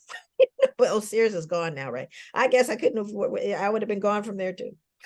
But it's, it's that thing. You have to make that decision, Tough. Yeah, we do catering on the side. That's how we make money. Hey, But what you gotta do? you gotta So just, Joy, Yes. Joy, I got something came to me, Mm-hmm. and something came to me, and I just had to say this, and that is, somebody's got to redesign the system, and you'd be the right person to do it. I hope you do, because it's very clear from what you've shared with us today, you have thought more about this, and you have been truthful with yourself as well as other people to a degree that, you know, if anybody's going to come up with a model that could revolutionize the way this is handled, it's you. And you're going to get I don't plenty of know. help. You're going to get plenty of help because you got a whole lot of people more than are sitting here today that will help you and support you. But you had 35 million people watch something that you did. You've got a degree of recognition now in probably not just in the country, but in the world that puts you in a very different league from, you know, I'm lucky if I get more than about 100 views for what I've got on YouTube. And that's just my reality. And, but I'm thinking, you know, somebody's got to come up with the new model, and it's got to move us out of where we are to doing something that's better. It doesn't have to be perfect. And that's what often what we tend to think is those of us who mostly sit in armchairs and express our opinions, we are looking for the perfect solution. Ain't happening. It's just not, you know, because the key element here that you brought to the fore is relationship. The relationships between people. And if you create a model that honors the relationships and puts those front and center and said, without those relationships, you're not getting anything. You know, you're not even moving incrementally in the right direction, you know? And I think that, you know, I honestly think that would be a terrific thing to do. And you could start it in Costa Rica. It doesn't matter where you start it, but if it was implemented someplace, it's going to be a success. It's going to be a huge success. So here's my sense of things, and you know, I often have groups of people and folks say to me, Dr. DeGruy, how can we fix, for example, you know, the criminal justice system? I said, it's not broken. Every system is designed perfectly to get the results it achieves. It's designed that way. And our problem is we have a misconception of what it was designed for. I said, because it does exactly what it was designed to do. You can't fix that system. That's what it does. So it's not, again, when you say redesign, it's like that whole thing is going to have to come down. It's just, it doesn't work. And it hasn't worked. I have a video. Oh, I'm not even gonna go there. But, you know, again, I, you know, when I was trying to put this together, you know, there's a lot of information that I have, but when I look at these systems, I'm able to do work in spite of them, just in spite of them, you know, and not because of them, you know, because occasionally, you know, something works out and people go, oh, yay. I said, but the system was never designed to protect people that look like me. It just wasn't designed that way. It really wasn't. And if it does, yay for you. But the system itself continues to churn out the injury over and over again every day. And we have to say enough. We have to say enough of this system, right? That this is not a system that benefits the people, or at least some people, right? And I think that it's just, if you go like to Louisiana, Angola prison, and you start looking at the deaths that are happening in these institutions where no one's looking, there's no cameras. It is horrific. It is horrific. And you know, again, the churning out systems that are, my daughter who's working, just got her PhD, she's working at young Black girls in foster care, right? That was her work, looking at them. And she's developed all of these different ways to really help these girls. She interviewed young women who had gone through the system that are, that can really inform how we approach. We need the real people. Half the time we try to solve problems of people that are experiencing it aren't in the room. That bothers me more than anything, to be in a room full of people that are talking about what they're going to do without engaging the people that are should be the co-creators of the remedy. Yeah. You know what I mean? So that level of engagement is what it's going to take to change things. I'm over here. I'm talking about people in these systems that we have to begin to hear from, and we don't invite them. We don't even invite them in the room. They're not at the board meeting. They're not there. And well-meaning people, but, not involving the very people we're trying to help. That's community. That's village, and right now, we're a village right here. We're a village, we're people that are engaged in service. We're people that have interest in improving, and, and it's a matter of taking this and just moving it to a practical level that isn't just talking, right? There are projects, there are all kinds of things that we can engage in, that, to me, that's what's exciting, is when we take it to the street. Mm-hmm. Absolutely. Exactly. And I mean, to use Baha'i terminology, it's saying the new world order of Baha'u'llah begins today. It's like, don't wait for that to happen someday, some other day, and somebody else is going to do it. It's us now, and if we don't think that way, then it'll never happen, because everybody's going to be waiting for someone else at some other time to do it. Right. I mean, that's it. That's it. Like I said, integrity in the moment of choice. That's a daily reality, that we choose to just, do the right thing, to be, to lean in. It's not always pleasant. Perfect example. My daughter and I were talking about this. We're going to write a book together. Hopefully. Lord, I'm 66. We better do it soon. I will forget half the stuff I know. But I was working at the university, and this woman came up to me. She says, "Joy, you know what happened to me? I was in this store, and I was waiting for the person to open, open up the counter, because get her cash register. She was sitting there waiting. And when the woman finally opened it, she's standing at the counter. She asked the person behind her, 'Can I help you?' That's what she said. This is a Black woman. And she continues to say, 'Well, I was, I said, "Oh, I'm really sorry that happened to you.' She goes, 'Yeah, but people, I can't let it bother me, because people are crazy, and da da da da.' So I was done, I thought. But then through the day, I was coming in and out of the office. I heard her tell the story over and over again, right? So it didn't just roll off. So I walked over to her. I said, 'It sounds like that, that situation really upset you.' She goes, 'Oh, no. I said, 'Oh, yeah, it upset you, because I've heard you tell the story a couple of times.' She goes, 'Yeah, I just wish I would have, all of us have that, right? I wish I would have at that moment.' And I said, 'Well, you still can.' She goes, 'What do you mean?' I said, 'You want me to go? We could go. Let's go back to the store.' She goes, 'Well, she's probably not in there.' I said, 'That's okay. We'll talk to the manager.' She goes, 'Really?' I said, 'Yeah, or we could write a letter, to the management or something.' But what I was trying to do was get her to do something with it, because if she doesn't do something with it, here's what's going to happen. She's going to go home, and suddenly that sweater that's been sitting on that chair for 2 days, whose sweater is this? Right? She said, what? That's what it becomes, right? Because I know that if you don't do something with it, it's going to show up somewhere else. So I said, yeah, let's go back. So we go back. The woman wasn't there at the counter. So we talked to the manager, and actually the woman who was at the counter was in the it was a Nordstrom. So the woman she saw her walking in the background.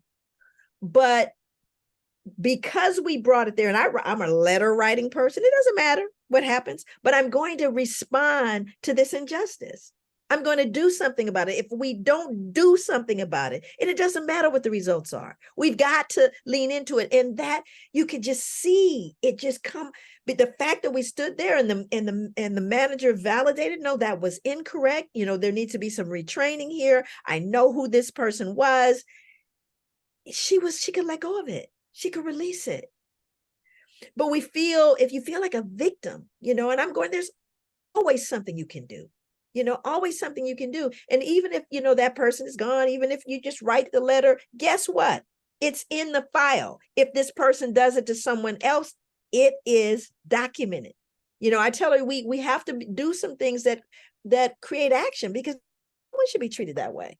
Right. And so even though she was in, you know, at the moment, when those things happen to you, when you've been in them, it hurts you. Right. And you're kind of, momentarily, you're just stifled. Right. You're like, did this just happen? And before you can do anything, it's all over. Right. And because I help people work through that. So would it be helpful for you to, and I give them all these opportunities of what would make it better for you? Because I'm feeling what's happening with you, and it is heavy. Let's do something to relieve that. Right. Always these little things that we can do that help people. You know, and you know, sometimes people can rise above it and they're bigger, and it's bigger, you know, you say it will roll off of you. But if it doesn't, do something. Don't take that home. Don't internalize it. You know, that's harmful. You know, so little by little, you know, and again, I think my brother, if my brother was here, he always talks about the fact that he gives the example of the dike. He says there's a dike and it's this cracking and the water is coming out of the dike, and they're asking people, please come help us stop. And so everybody's got their fingers and toes in the dike. And he says, I just think we need to build a steel dike about 10 feet behind it, because that's going. So that we got something to hold back the water. We're not going to keep putting our fingers in the dike that's falling apart. I'm not going to tear it down, but I can see it's falling apart. That's not where my energy should be, in trying to hold up a structure that is falling apart. Maybe we need to build a new structure. And that's part of what the faith does. Builds that new structure, the Baha'i faith. I'm just saying, not only the Baha'i faith, but when I say faith, people are like, what are you talking about? I just want to make sure that we're clear that that's what I'm saying, you know, that part of what the purpose of this whole thing is to really start looking at how we can put all our heads together to build another stronger dike, you know, and it requires everyone, you know. Yeah, it really does require that bigger vision of village, because yes, you know, so often we think of our little tiny community, whether it's people in our profession, whether it's people that we know personally, whether right. it's people in our religious community, and we don't realize, we don't even for a moment pause to think about how we didn't even bother talking to other people. So how would we know how many allies we have? It's like your experience in that school where you had 95% of the parents show up. I mean, I don't think that I've never heard of that happening in any school, any place. You know, that tells me that if it can be done in one place, it can be done any place. Absolutely. It's just that you have to establish those relationships with people and validate them, and show by your actions that I really am your friend. You know, you can count on me to do my best, right? Because all that another human being has to know is that you will, and that encourages them to do the same thing. That's right. Right? Yeah. And I mean, all the research follows it. You know, I know that people, I you know, I'm one of those people that really want to see the data, and the data supports all of what we're talking about. I mean, even I could give you a whole thing on stress, right? And cortisol and what that's doing and to disrupt. I mean, so much of what's going on, we don't even know what we're looking at. We don't know what we're looking at. You know, I've worked with kids and young people, and people say, you need to pull yourself together. That's like telling someone, you need to just stop it with this diabetes. Just pull that diabetes together. I'm going, really? You got a chemical going on in your body. And sometimes what we're saying to these young people, there are chemical things going on in their bodies that they don't even understand. And then they're being held accountable and they don't even know what it is. So I do a whole lot of work around understanding what's going on in your body, just what is going on and, how to manage it. But you got to first know it's there instead of someone telling you, grow up, get yourself together. It's like, really? So, this is about learning. This is about teaching. This is about educating. And I have really enjoyed this time. And I really do believe that it's secrets that make us sick. When I was doing therapy with folks, it didn't matter what the presenting problem was, a marital problem or, kid acting out. It was always a secret in the end. It was always, after a while, the secret is revealed. And it was a secret that was causing so much of the sickness, even secrets that they had forgotten, and those things have been so amazing in my work with people. Again, it takes us full circle. We've got to speak the truth, and we've got to be able and the courage to lean into our truth, and also be willing to be wrong and to grow ourselves when we are wrong. Realizing that that's not fatal. And so many people are so fragile that just to be wrong is devastating. But anyway, we could go on, but I do need to go. And I have thoroughly enjoyed myself, and I've taken too much time, and I respect and appreciate all the time you've given me.